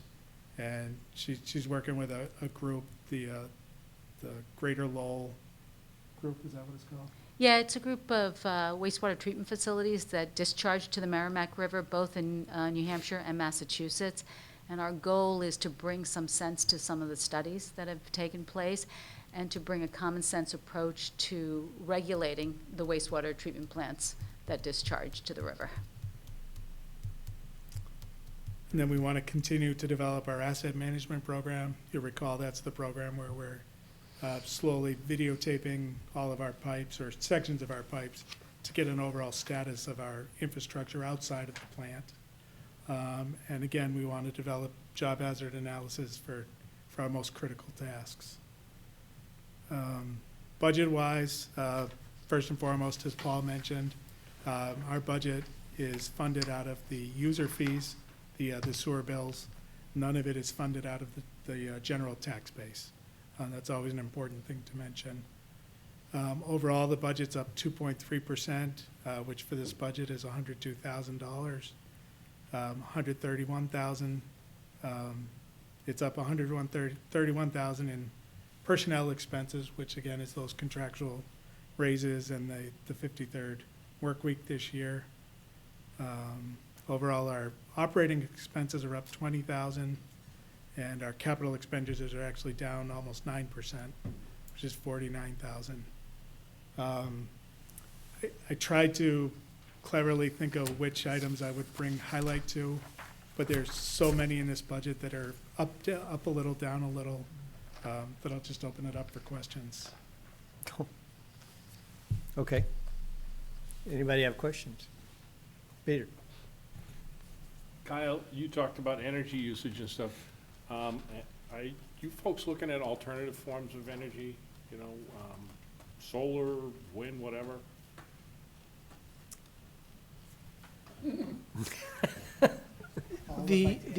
Yes, we have looked as a town at alternative forms of energy, solar, not wind, but we have looked at solar. And the cost of doing solar for us municipality is very high. The payback period is very long. When we're looking at the garage, it was gonna cost us $75,000 to do the, a solar field out there. Payback was like 7 to 10 years.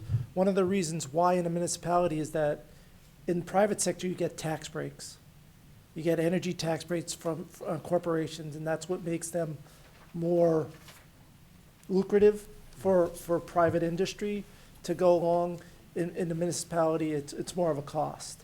When we were doing the highway garage, $75,000 for that versus something of that we might have needed in a building, it was more use for the building. The same thing with the $26.2 million. I'm sure they did, I haven't seen the plans, but I'm sure they did look at solar and things of that sort, but there were so many other needs that were higher priority for it to look at it and go forward.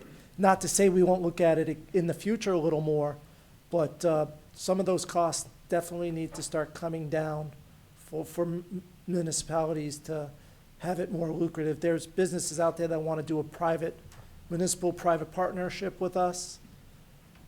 It's tricky when it comes to those, things. The rebates, if you sell some of your solar energy back in the grid, those with Eversource have definitely come down from years past, so you don't get as much money revenue-wise to help offset some of the cost. And then if you buy battery packs, everybody knows Tesla. And they have battery packs that basically you take the sun, you store it in the battery pack, and then you use it when you need it. Well, those are very expensive. And the technology is coming a long way. Still needs to come a long way to make it more affordable for individual homeowners and the municipality to be able to step up for that. So, but it's something that is on our radar. I get a call twice a year from people wondering, solar fields kind of deal. So, but it's something that we continue to look at, and if it becomes profitable and more manageable cost-wise, we'll definitely bring it forward. We're not opposed to bringing it forward to the council for a decision on that. But right now, it's just a little too expensive for us. And that makes sense, Paul, and I just think that it's important for the taxpayers just to know that, hey, look, we're keeping all options open, we're continuing to look at it, but if it doesn't fit right now, it doesn't fit. And if I could just add one more point to it, we're big proponents of saving energy. You see the lighting project we just accomplished. The garage project was eye-opening. That was, you'll recall, in my presentations leading up to the vote, that was one of my goals. It wasn't programmed into the project, but it was a goal. And as Paul mentioned, we brought a couple of companies to our building committee, and we were shocked to find out that municipalities aren't eligible for any of those federal or state grant programs. But what we did do in the highway garage is we put conduit in the ground so that in the future, when it does become affordable, we can easily hook that building up to solar. So we are looking forward to that day. It's just that day isn't today. It's an important thing to keep in mind, yeah. Bill? Thank you, Mr. Chairman. For either Kyle or Suri to page 159, line item 83. Microphone? Wow, that's a Thanks. first, because I hit it.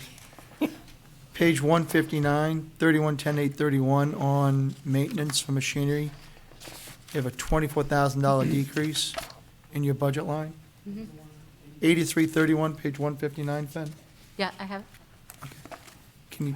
yes. Can you talk to me a little bit about that in light of some of the current issues that we've had regarding a certain substance called perlite that's been causing some havoc? I just want to make sure that that's adequate in case something happens in relation to that. So since the issue with perlite and, other maintenance issue with the facility that's this old, we have really beefed up our PM programs at the plant. What we're doing right now is we're checking our equipment. We've been checking the screw that was damaged when we started receiving the perlite. We also just recently replaced all of our liners for the inclined screw, or for our screw press. And I'm expecting that we'll get about 18 months out of the liners, which will mean that it wouldn't hit in this next budget cycle, but it would hit the budget cycle after that. And with regard to the screw, this year we have some money in the budget to actually build up the screw again. So I don't see us as having to do any extra work because we've started to take care of it. When the issue first manifested itself, it had been going on for a period of about 8 years, pretty much unchecked, and we weren't taking as good care of the system as we are right now. So that's why I think we're okay with that as well. And then if you look, maintenance of the compost screener, last year we actually purchased a screener, and that screener is phenomenal. So some of the monies that we had spent in previous years to try and maintain that screener, we no longer need to do. So that's a big help for us as well. Replacing hydrants in our scum chamber equipment, actually what we found when we were going out and we were looking at some of the issues in that piping is that plastic bottles and things like that had plugged some of our piping, and we were able to remove it, so we were able to repair that issue as well. So some of the things that we thought we needed to do, we don't. The RDT drum was another one. We actually have a spare drum in the plant that when we're ready to replace, we've got 2 RDT drums in the system. When we're ready to replace one of them, we will do that, and then after that, we'll order a second one. So we're actually in pretty good shape. Last year, we spent a lot of time, and this year we spent a lot of time just catching up on all of our PMs, making sure that we're on top of it, making sure that we're more focused on preventative maintenance and less focused on reactive maintenance. And that's what all of the asset management program will be about as well. And I appreciate that, that the proactivity that has been happening down at wastewater certainly has not gone unnoticed on my end. The concern that has been communicated to all of us from the town manager relates to the perlite problem. And I just want to make sure, and I feel comfortable that we have an appropriate line item in our budget that allows you and the folks down at wastewater to, if they got to fix the problem, you're going to be able to fix the problem if it arises. Yep. So, okay, thank you. Peter? Kyle, I kind of miss your show and tell this year, but maybe Sarita can tell me, how's the issue with the disposable wipes? It's horrific. So first, I will tell you that the show and tell is still in my office. The wipe is still fully intact. We gotta put a little plaque on that. So with the onset of COVID, people use more flushable wipes than they ever have before. We have issues with our pump stations, Sohegan, Thornton's Ferry, Pearson Road, Pennachuck, just plugging with wipes constantly. Actually, this past Saturday, some of our maintenance mechanics had to work overtime at Thornton's Ferry just to unplug some of the pumps because of the flushable wipes. I don't think it's going to be solved until we have the screener up and operating and running, and that will actually take a good chunk of the problem that we have at the plant itself. When we upgrade Thornton's Ferry and Sohegan, we're putting 2 new grinders in there. And so what these grinders will do will help chew up those flushable wipes as they're going through the pumps there. So I think with this upgrade, flushable wipes are not going away. No. They're actually probably Literally. never going away, and I think COVID and the pandemic actually makes it, people want to use them more. But I think with the upgrade, we'll be able to handle it a lot better. Thank you. So how long is it gonna take this upgrade project? Is 1 year or 2 years or So 2.5 years. 2.5 years? 2.5 years. And that's if everything goes perfectly smoothly. And Does we that- have no delays. Does that allow you to reduce some of these maintenance costs when that is completed in 2.5 years? Or is this really just ongoing types of maintenance? Like when you buy a brand-new car, you Yeah. still have to do maintenance on the car. So you're still Yeah, going to but have to do not your... nearly so much as a 10-year-old car, right? This is true, but you're still going to have to do your Oil oil changes. changes every 3,000 miles. You're still going to have to change your air filters. In some cases, new equipment might cost a little bit more because of the computer side of things. And taking care of, we're going to have a lot of variable speed drives on our pumps. We're going to have a lot of things that are controlled by computer systems. And if the controls of one of these systems doesn't work or it goes south, it costs a lot of money to replace it. So a VFD on a large system that we have, for example, on our blowers to our aeration systems, it costs $15,000 to replace. Yes and no. I think you'll see some reduced maintenance cost in, We'll see it shipped around. but you'll see it shift around, yes. Lon, did you have something? No, I was just agreeing. Oh, No, I was just agreeing. Put it down as the cost of digital. Now, working for a semiconductor company, I feel hurt when you say that kind of stuff. Think of how less often you have to tune your car because of all the electronics in there. So. Bill? Yeah, You just can't a, do anything yourself either. No, that's true. just a quick question. How is the sewer assessment study going? And have we learned anything with it, or are we waiting for the final product? The sewer assessment study is a little bit behind schedule. Okay, We haven't been able to videotape all of the sewers on the schedule that we had originally planned. I think we're several years behind schedule, but the good news is we're going to be catching up now. There are also some issues with ViewWorks talking to GIS in terms of mapping and doing the risk assessment piece of it. They're going to do heat maps to determine risk and determine what areas need to be repaired first. The good news of what we are doing now is as we identify issues, if they are repairable, we will repair them. So I think recently we had an issue identified near a restaurant, and we repaired that immediately because it needed to be repaired. So we're not just waiting for the assessment study to be done in order to repair any areas of the sewer that need to be repaired at this point. That answer your question? It does, I guess, just to educate me, because I know we talk about user fees versus taxpayer money. How are the sewer repairs? Is that come directly from user fees, or is that an allocation from User fees. user fees? Thank you, appreciate it. To explain that further, once the sewer is accepted by the town council as part of the sewer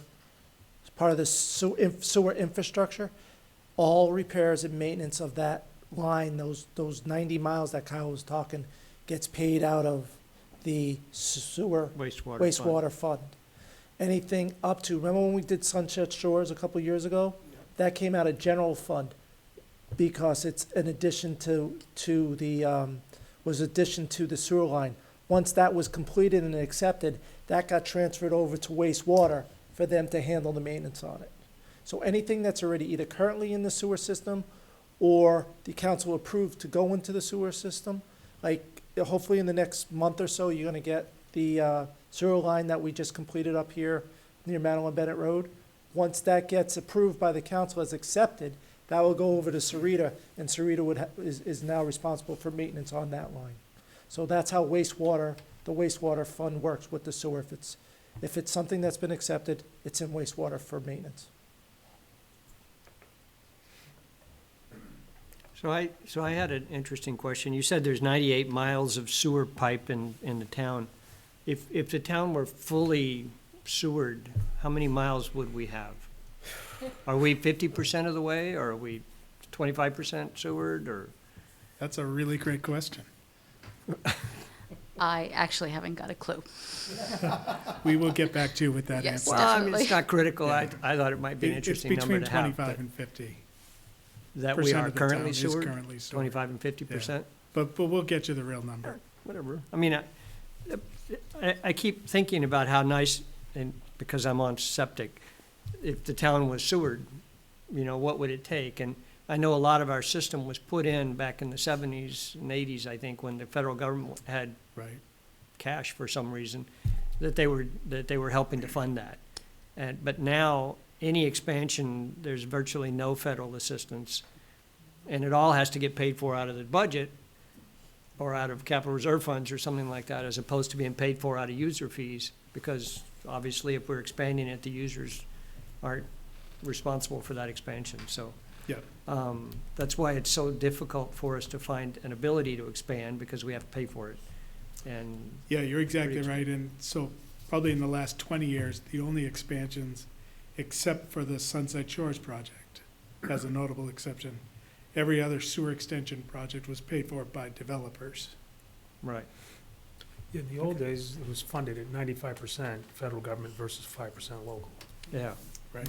that's a huge difference. Yeah, Which- especially for establishing a brand-new system like we did. Right. Okay. Any other questions on wastewater? Just Seeing one none. comment, Mr. Chairman. Going back to the Jewels of Merrimack. This is And another again, it's area Crown I Jewels, consider- Counselor Albert. I It's consider Crown Jewels. Crown Jewels of Merrimack. This is another department I consider that it personally impacts my life, so. Like I said, I'm on septic. It's always highly rated by, outside groups, the EPA. Hey, when foreign countries are coming to look at our wastewater plant, They did, Ukraine, and they couldn't wait to get out of the facility because it was so, never mind. We charge admission? Just one comment if I could. Go ahead. Just a personal comment to Sarita, and I don't know if I speak for my colleagues. I don't pretend that I speak for my colleagues, but as it relates to the perlite, but also for the PFOAs that exist here in town, you have been not just a huge advocate, but a leader and an expert in this area. And I think people in the community need to know exactly that there are some of us up here that would not be prepared if it was not for you providing us with the information and the guidance so that we can make the best decision as it relates to that issue for the town of Merrick. So I want to thank you for everything you've done and what you're going to continue to do. Here, here.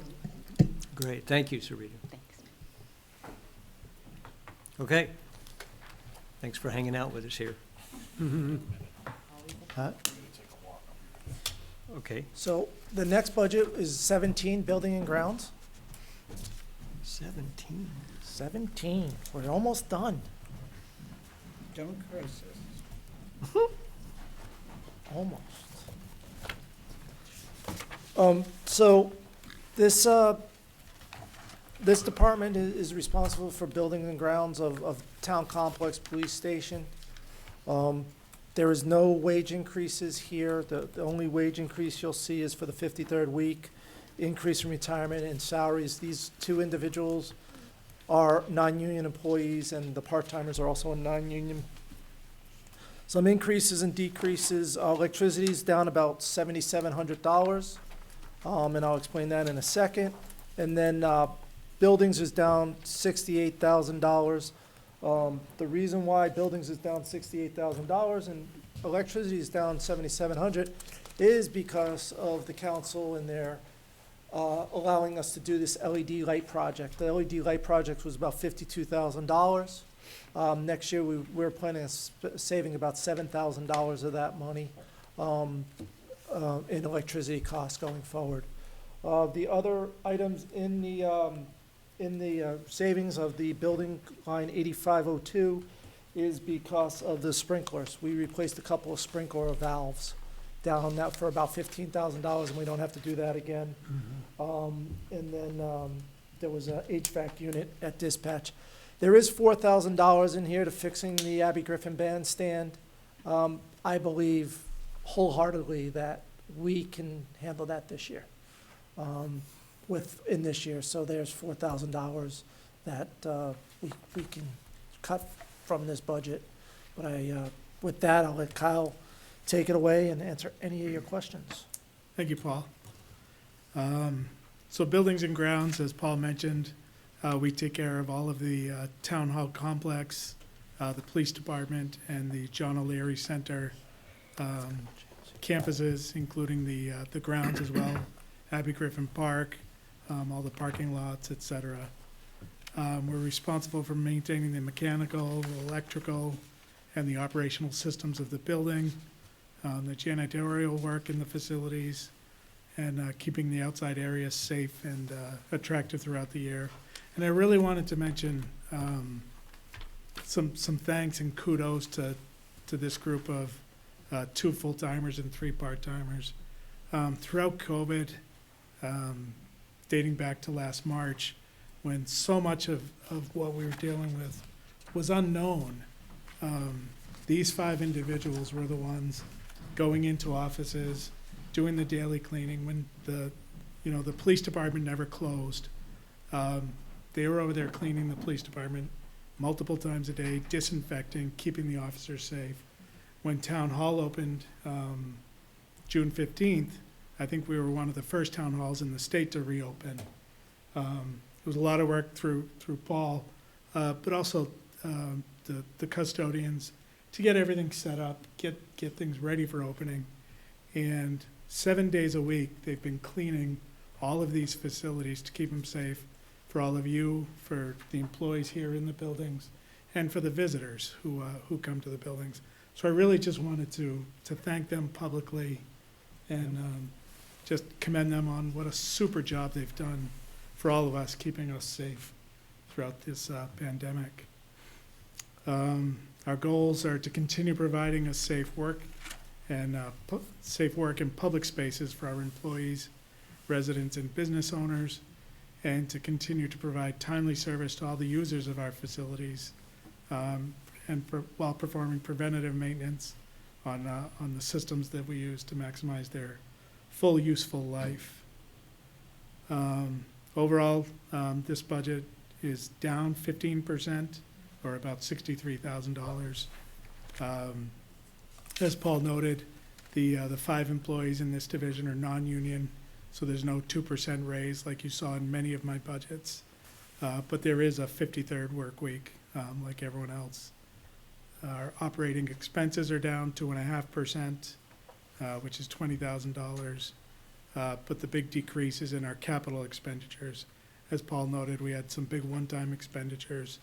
the LED light project in the town hall buildings, the repair, the major repair to the building sprinkler system, which protects both this building and the other town hall building. So those were one-time projects.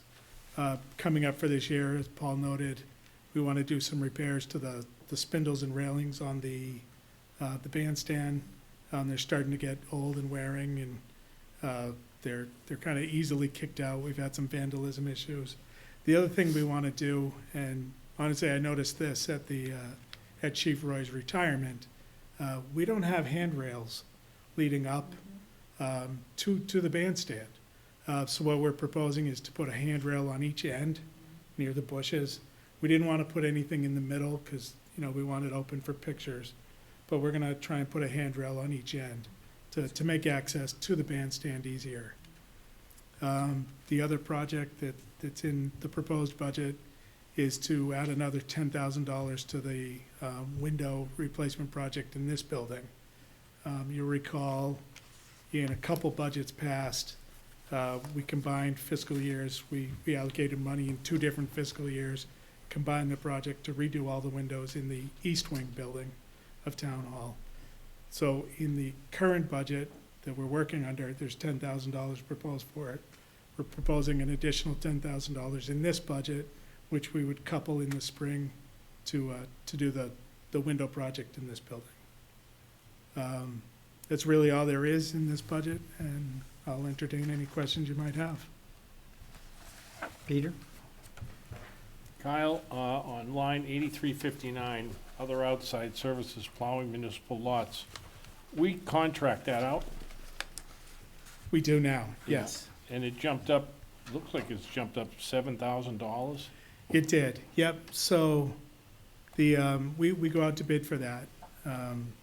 And we frankly had an unbelievably good deal in previous years.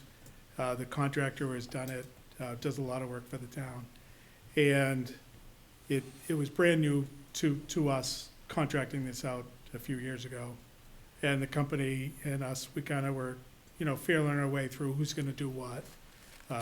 It's not a comprehensive contract in that we still, the contract is just for plowing storms 2 inches and greater. But it does this facility, police station, library, John O'Leary Center, the North Fire Station, Central Fire, and MYA building. Highway does the South Fire Station. So it does all of those complexes. And, but Highway still does any treatment, anti-icing treatment, and we remove the snow. So there's kind of a split contract.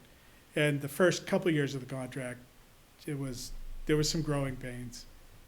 We had higher expectations than they did going into the contract. And so we've worked through that to compensate for the, they did have to charge a little more. But it is a bid contract.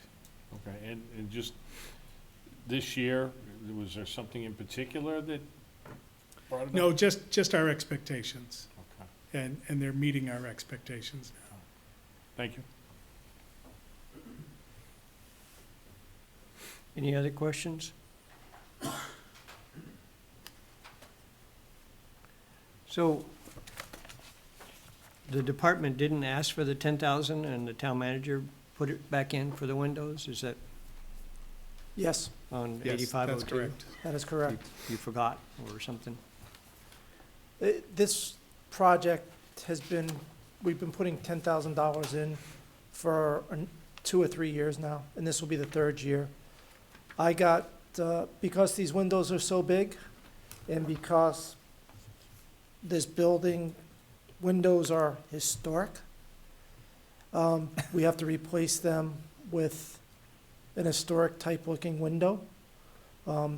Actually, I keep on getting reminded and keep on getting the letter given to me every time we talk about the window project here. But there are certain things in this building that the state has deemed historic and is on the historic registry. And one of the things they deemed was the windows. So to get a company in here to do the size of these windows, they're all custom. So it's not like I can go to, yeah, these windows here. How old are They leak, trust me. These are real old windows. they? When they did the renovations, they We didn't do them, we They didn't didn't do touch the them. windows. We didn't touch the windows. No, yeah, I understand your. Yeah, no, sorry. Yes, when we renovated the upstairs here, we did not touch the windows in Yeah, this building okay. because they were on the historic register. There's still the old weight and levers. Weight. Oh, Right. wow. So they're, I like to call them the old guillotine. I can be honest with you, the windows downstairs in my office have not opened in 5 or 6 years. There's no screens on them to open them, but it was more for safety than anything else, because to open them. On a windy day, anybody who doesn't believe me, they can come into my office and stand by my window, and it's blowing right through there, and actually across my hall, we have a blind, and on a windy day, you can see the blind moving back and forth. It's air conditioning. But, Yeah. long story short, there was money put in the last 2 budgets for this. I put the money in because of the cost of the windows. And like I said, these are very expensive windows, they're very tall. I've talked to the same company that manufactured the windows that we put in the other building for these, and he has told me that these are custom windows. So we might have to, if we're gonna do this project, we are gonna do this project because we have to. We put so much money into heating and cooling and energy efficiency into this building already. But it might be a phased-in approach where we replace the windows in office areas first and then up here second. It explains why I'm always freezing in here. And you don't have any windows over there. Actually, if you hit this side of the building, this is where the wind comes in. Yeah, that's your excuse. From the west, yeah. And it hits these 2 windows and the 2 windows underneath, and you can feel it. So you're good, Finn. Yeah, I brought my That scarf is why today you just in get cold. case. You brought a sweater with you. He's got a jacket behind him, so. Any other questions for building and grounds? Seeing none. Quick comment. Fine, oh. Just a ahead. quick comment. To Phil, who maintains the grounds here at Town Hall and at the library, and just amazing. So appreciate the work that he does to beautify it, and And his crew. leave it at that. And thanks to Phil, I appreciate it. Yep, and I would add Jean-Louis in there as well. I'm sorry, I would add Jean-Louis in there as well. thank you very much, Jean-Louis. Yeah. Merci beaucoup, monsieur. See, Your what hurts? So the next department is DPW administration. This is, the houses Kyle, Dawn, and the new, MS4 person. Is that the one called Public Works? It's number 7. Number Number 7. Number 7, DPW admin, sorry. This budget is besides the retirement cost that we talked about, and I sound like a broken record, but the 53rd week of payroll, they're all non-union employees, no raises is built into this. This is just for the 53rd week of payroll and the increased retirement cost. There's a little bit of additional office equipment, and I believe that is for replacement of a computer or 2. But it's a flatline budget for the most part besides those costs. Thank you, Paul.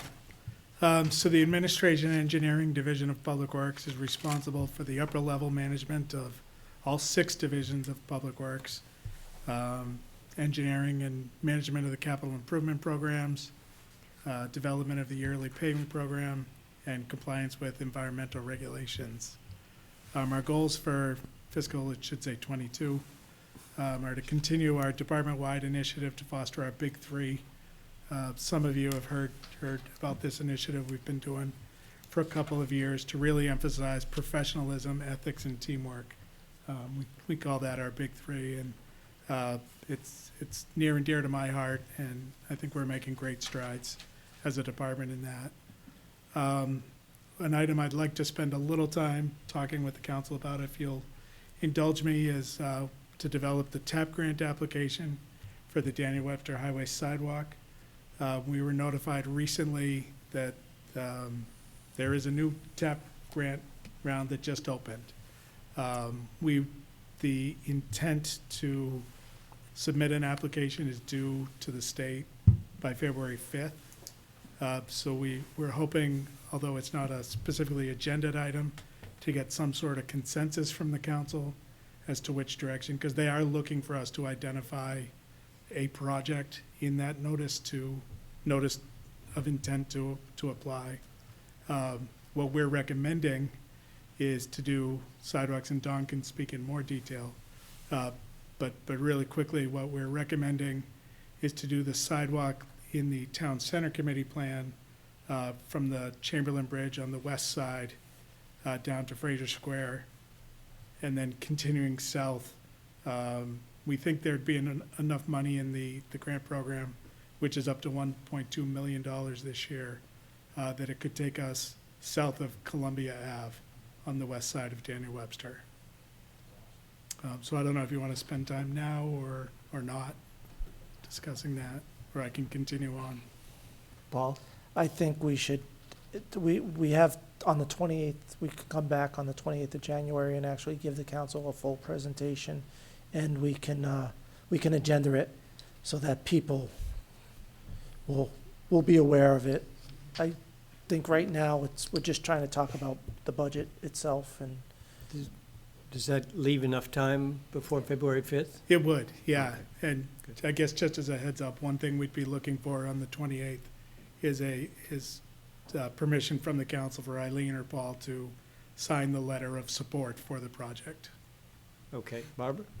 And what's the nature of the grant? Is it a matching grant, So it's- 50/50? Yep, so it's an 80-20 grant, So you'd have to put up 80%. 20? 80% federal money, 20% town match. And like all of the DOT programs, or the programs that funnel through DOT, it's a reimbursement program. So the town pays 100% of the project, but gets reimbursed the 80%. But we don't have to wait till the end to get the reimbursement. Through the design process, as we get invoiced from our consultant, we get reimbursed. And then once the construction phase hits, they give us 50% of the money up front. And then once we pay beyond the 50%, they reimburse us back on a monthly basis as we submit our invoices to the state. Just a comment, and it just popped in my head when you said Columbia Circle. I would encourage you to see if you can get it down to Merrimack 360 and to tie in with what Mr. Barsamian is doing with his project down there, because I know that the planning board has been emphatic on making sure that there are sidewalks to that, and that's been a bone of contention with the applicant, because the sidewalk doesn't really go anywhere. I think with this potential grant potentially coming to fruition, there might be enticing for him to reconsider that particular component to his project. And I know you've talked with him before about that, so thank you. Thank you, Mr. Chairman. Most of us have no clue what you were just talking about, but that's okay. Merrimack 360, Yeah, I know that. they're building apartments up top, and the planning board has asked for sidewalks. So what Have Kyle is those saying, apartments been approved, or nothing's been approved yet, Oh, but okay. I'm just saying that there's discussions? discussions, and there's an opportunity that you could connect that particular location with the apartments going all the way up to our town center. Based on if this grant comes to fruition, there's a potential opportunity there. That's the only reason why I'm raising the thought of it. Councilor Harrington looks confused. No, No, she's not that's confused? my normal speech. Okay. I didn't know where apartments you're talking about. Up behind Behind the Merrimack, supermarket? behind the, There's space there? That's Yep. why- Yeah, that's why it's I'm kind of confused. bizarre, It's but it's like, cramming oh, in another, There's enough space there, it's plenty of space. just Bill. there is a chunk of space. Yep. Wow. And But there, it's, yeah, go up the hill behind the building there. That's why I looked perplexed. because of this. I apologize for saying anything, Councilor No, Harrington. I just didn't realize it was that much time back. Okay. I hadn't either. we'll bring it forward on the 28th. All right, thank you. Continuing on with our goals, we want to enhance our GIS and asset management capabilities, increase our solicitation of public input into the capital project, excuse me, capital projects. We want to continue to develop information sharing of the department's goals and accomplishments through our social media platform. And we want to evolve the Public Works Training Committee, which kind of goes along with the JHAs that you saw in the other divisions. Overall, as Paul mentioned, the budget is up almost 4%, which is $20,000. Most of that is which is contractual benefits in the 53rd week of payroll. An update on our environmental coordinator position, which is a new position to our budget this year. We got confirmation that our new employee is going to start February 1st. We've got an amazingly talented and experienced individual that he's going to do a terrific job. Some of you know him from other ventures, so we'll be glad to introduce him at the time.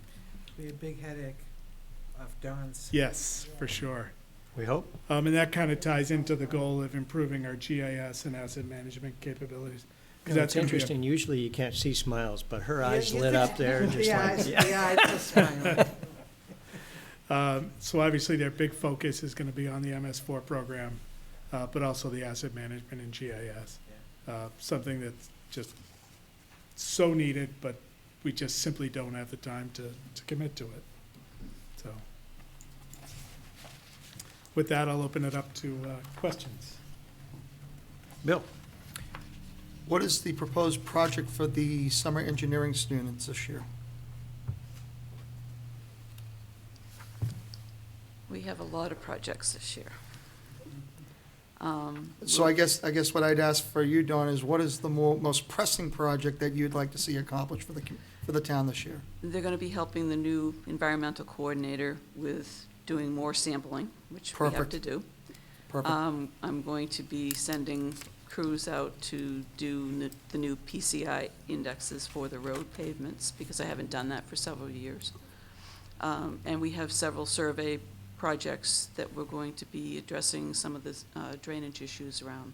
Excellent. Excellent. That's great. What is it you said you hadn't done for a few years? PCI. The PCI index for the roads, so while we try to, one of our listings and the way we evaluate the pavement is to go out and to actually look at the pavement and to give it values, and we put it into the computer, and it calculates out this, what they call the PCI index. Nope, and I love the whole program and concept, everything about it. Makes Right. great sense. I thought we did it twice a year, though. I didn't realize. No. No, we try and do it every other year. Okay, It takes a bulk of the summer sure. for 4 interns to do. So we don't get a lot else accomplished when we do that. It is a big labor effort to accomplish. 180 miles or whatever. Yeah. So, all right, no, I thought we did it twice a year. That's why I did. Yeah. I It wanted was, to confirm I understood what you said a minute ago. we had a lot of MS4 work we had to do last year, so they Sure, all no. were very concentrated No, on that. absolutely, I got it. So I know the 7 counselors, and we know what PCI is, but somebody tuning in that isn't familiar with the lingo, could you explain what PCI is?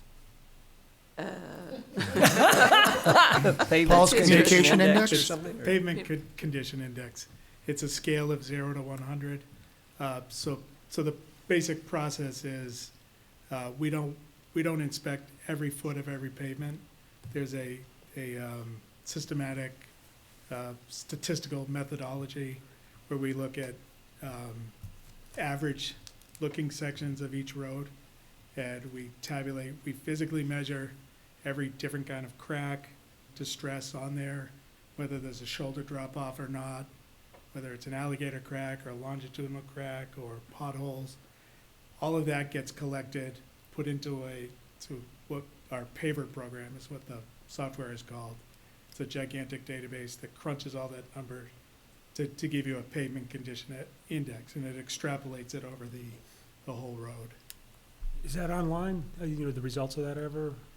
No. I don't know if it'd be beneficial or not, but people always wonder whether. I know we've given copies to the council before Yeah. of the listing. At one point, or whatever the report was for that year, we got. Yeah. It was a while ago. It was, Yeah. a couple of years ago. So once we finish it this year, if we get through the whole town, we can send you the updated list. As Don mentioned, we haven't done it for a few years. Yeah, last year became an MS4 absolute. I do remember saying it, you're right. So did I hear you saying that MS4 requirements kind of swamped it out or something? For the absolutely. past couple of years? Last year in particular. But you have been maintaining the roads and keeping up with the projects, and it's pretty easy to tell which roads are in the worst shape, It is. especially and- the and- arterial roads. Right, and frankly, roads don't, the number doesn't They don't change fall off the cliff. a great number year by year. The other great part of the program, it is a giant database, and any of the paving work we do in a season also gets input back into that system. So those roads climb back up, depending on the treatment. If we reconstructed the road, it's back up to 100, and there's a data point. And there's all sorts of statistical tools, which is what I used, gosh, I don't even remember how many years ago I did the report for you guys, where I determined the need for the 2.1 million a year for paving. But it was all based on that statistical analysis of how quickly our roads deteriorate based on how they were constructed, what type of roads they are, how much truck traffic you have. There's a whole lot of factors to it. Fortunately, we have the computer to crunch everything Does all together that for stuff. us. Okay. One thing I did start this year was a pavement preservation program as part of the paving program.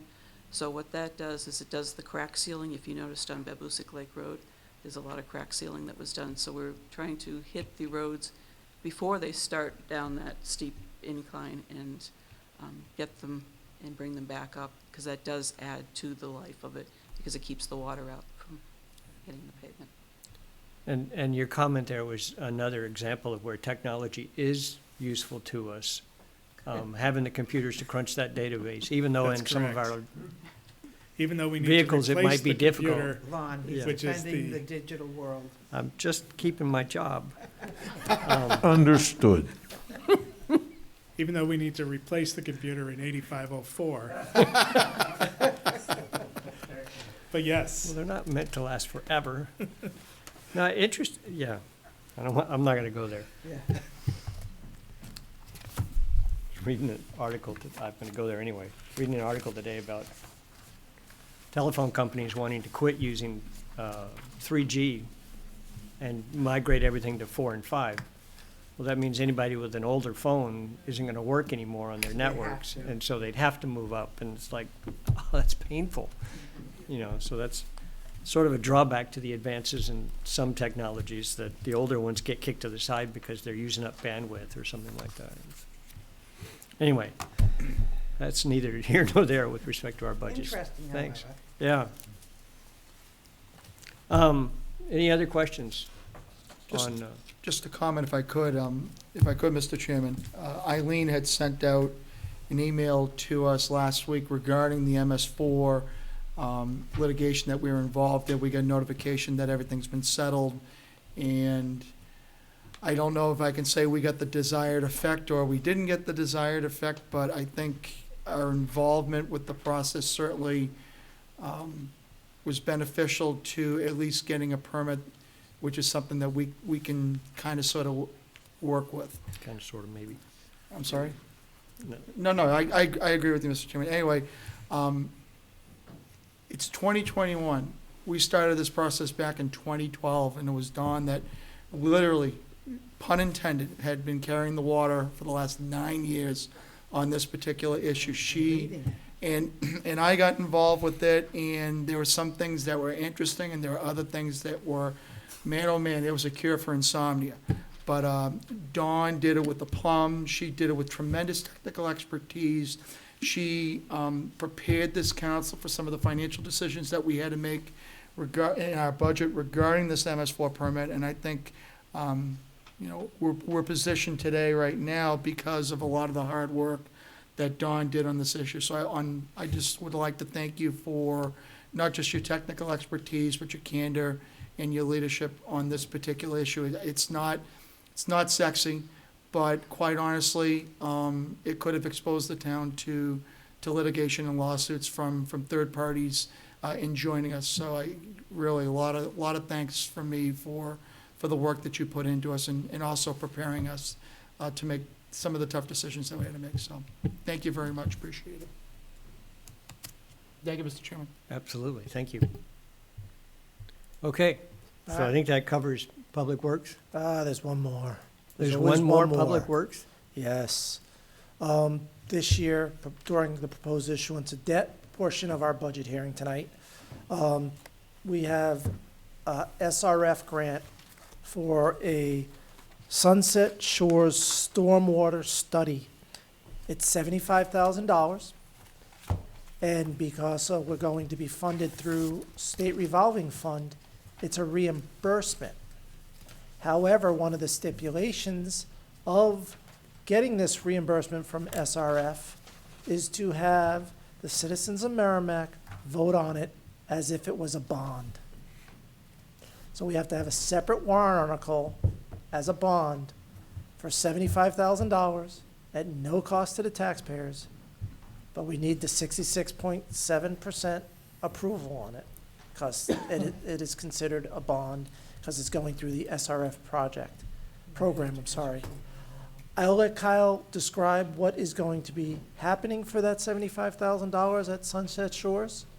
But I just want to bring it up to the council. There will be a warrant article for, if the council wants to move forward with it, for $75,000 at reimbursable to the town. Sunset Shores Stormwater Study. Pine Knolls Shores Stormwater Study in that area, Okay. Sunset Shores. I was going to say like, she sells by the seashore Yes. kind of moniker. So, thank So, yeah, thank you, Paul, for the introduction.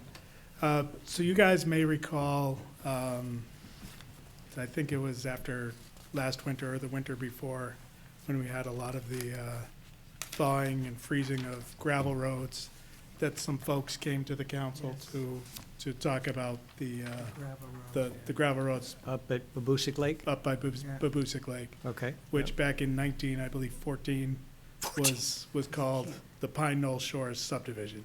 So that's why we call it Pine Knoll Shores. That's the original subdivision name.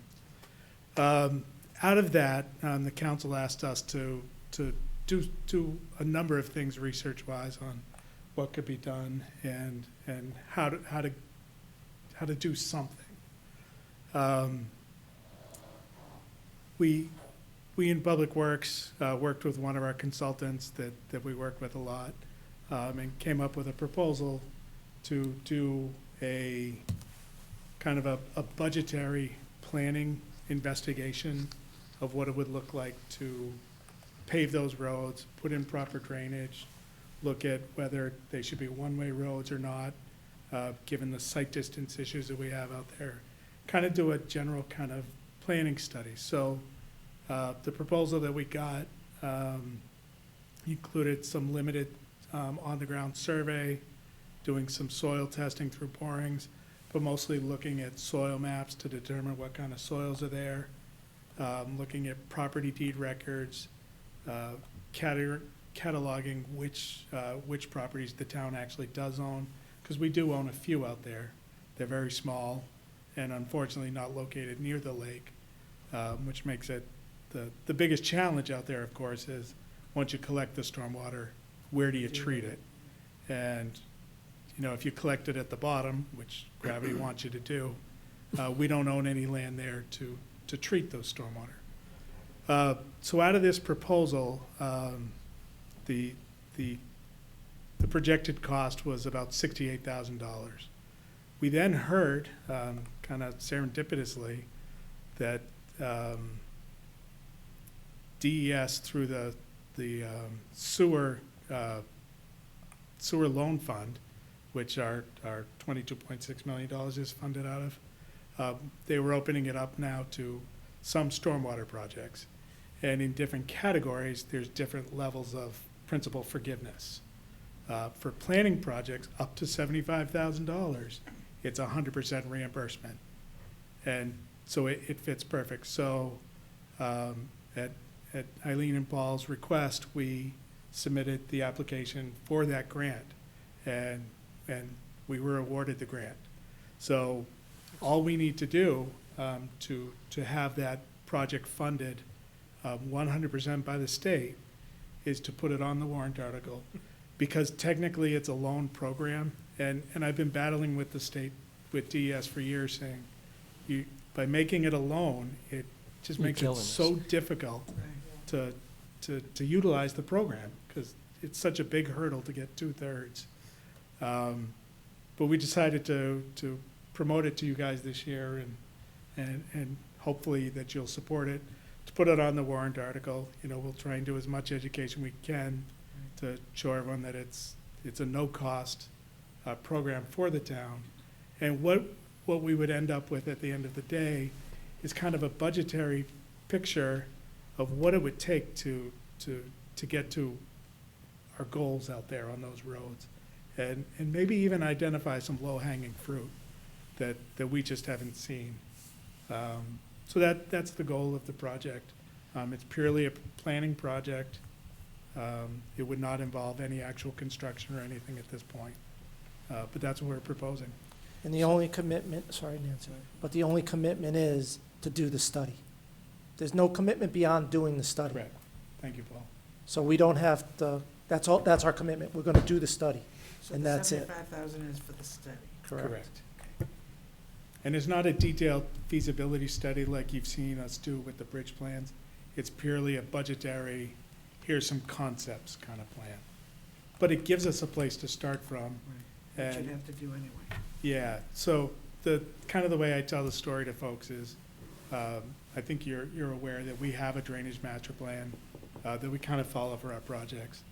And this project is always number one because of the damage to Just the too darn lake, because the expensive. roads are terrible. But the problem is, it's just a gigantic number of costs that we're just guessing at because we don't have any real data. And we don't have any real way to figure out how to treat the stormwater. So at least this is a step forward to have a plan to be able, hopefully, to develop something for the capital improvement program in the future. Peter? Is this something we could make a motion on tonight to put it on the warrant? Do we have to do that? No, I was gonna explain this a little bit later, but on February 11th, we're gonna hold the public hearing for the budget, and at that time is when we move these items to a warrant for the deliberative session.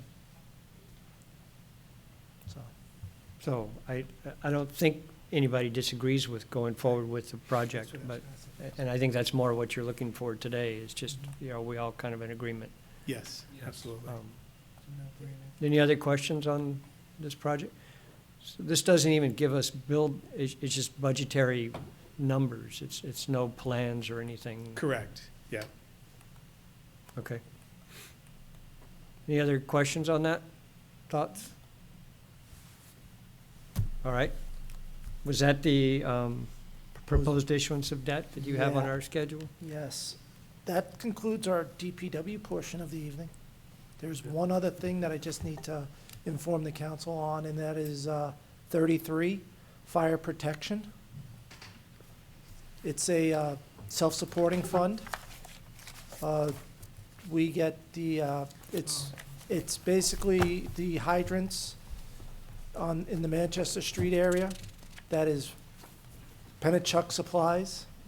That's going up about 10% because Pennachuck went up 10%.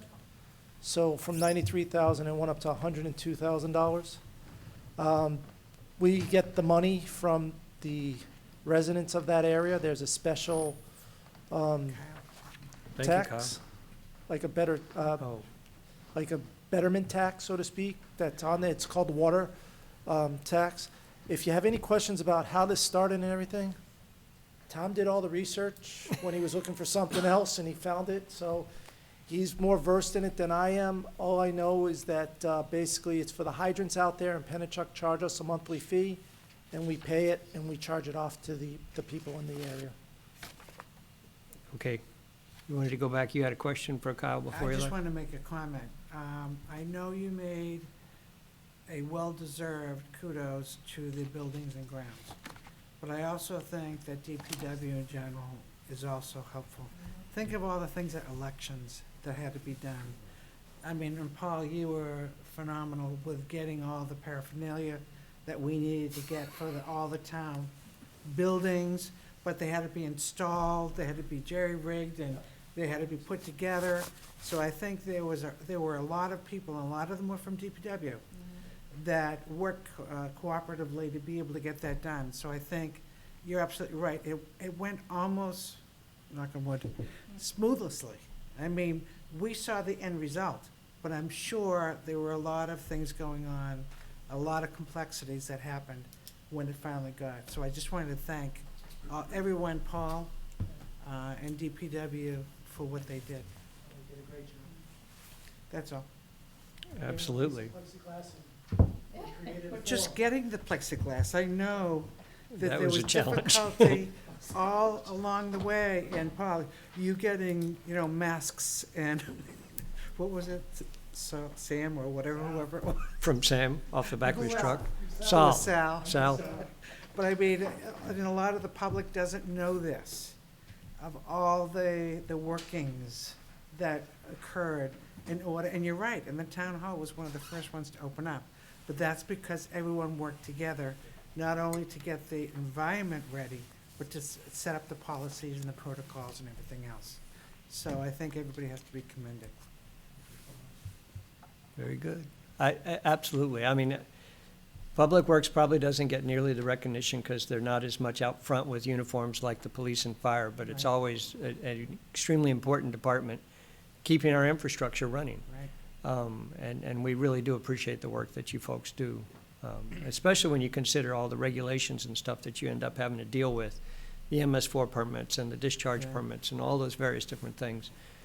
There's a lot of stuff you guys are taking care of Right. that we probably don't understand at all. And thank you Well, for thank that. God you Because do. we don't want to understand it. But we do appreciate the work that you folks do, and it is there's a lot of work that people do to keep us running smoothly. Well, that's good, too. Okay, great. Thanks, Kyle. Appreciate it. So, Good night, Kyle. Good night, Don. Thank you. what was I looking for?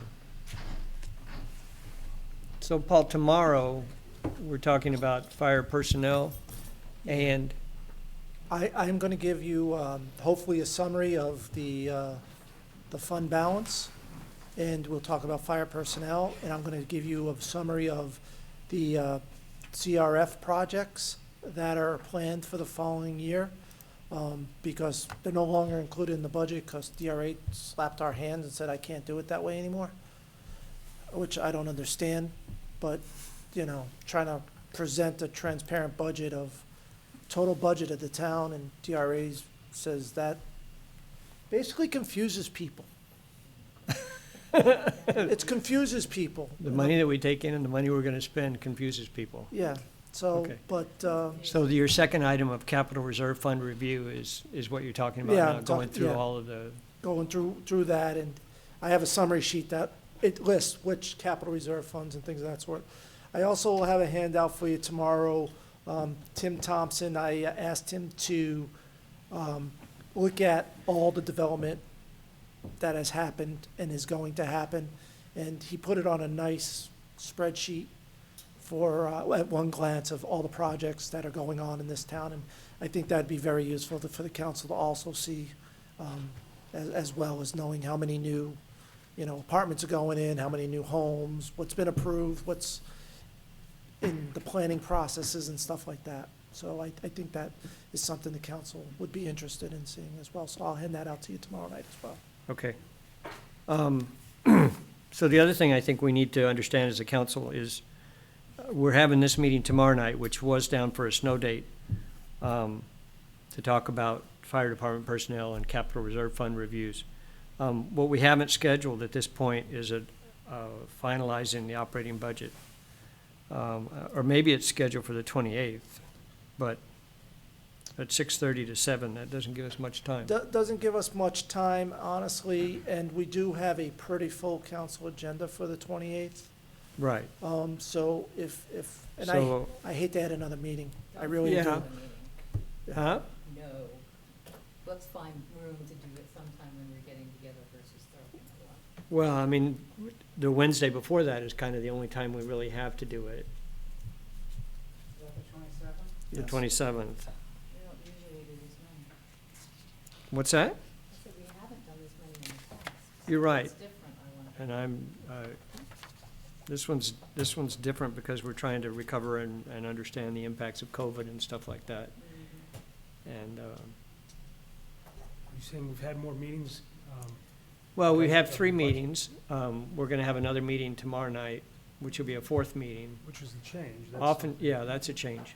Oftentimes, we try and at the end of that 3rd meeting or at the 4th meeting, go through and do any council changes. Right.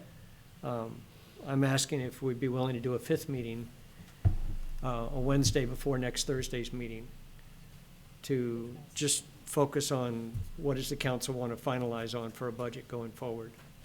It shouldn't take that long either. I wouldn't think it would take terribly long, but I want to do it as a separate meeting from the discussion about personnel tomorrow Yeah. and stuff like that. Plus, I think if we go over the capital reserve funding, it's going to answer a lot of the concerns or questions or areas that I'm looking at as well. So I just don't, 6:30?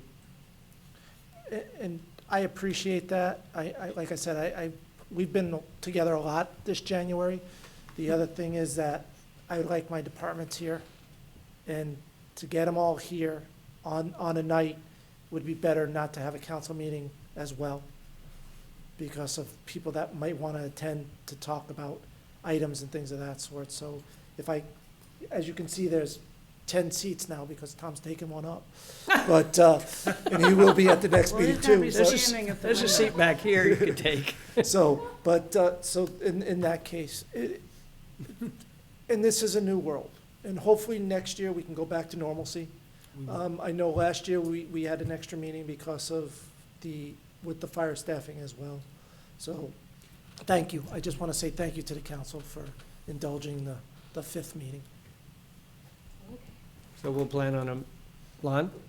January 27th. 27th, Thank you. 6:30. Finalize the budget from the council's perspective is the main item of the agenda. But we do have one tomorrow night. And we have one tomorrow night to talk about fire department personnel and 5, capital reserve and then fund review. 6:30. Pardon? 5 and then 6:30. Well, that's, yeah, That's that's a non-meeting. non-public, yeah. But meeting with legal. Right. Okay. If there are no other questions, I'm looking to adjourn. So moved. Motion by Nancy, seconded by Peter. All those in favor to adjourn, all those in favor signify by saying aye. Aye. Any opposed or abstaining? Barbara? Oh, okay, good. So we're adjourned. Thank you.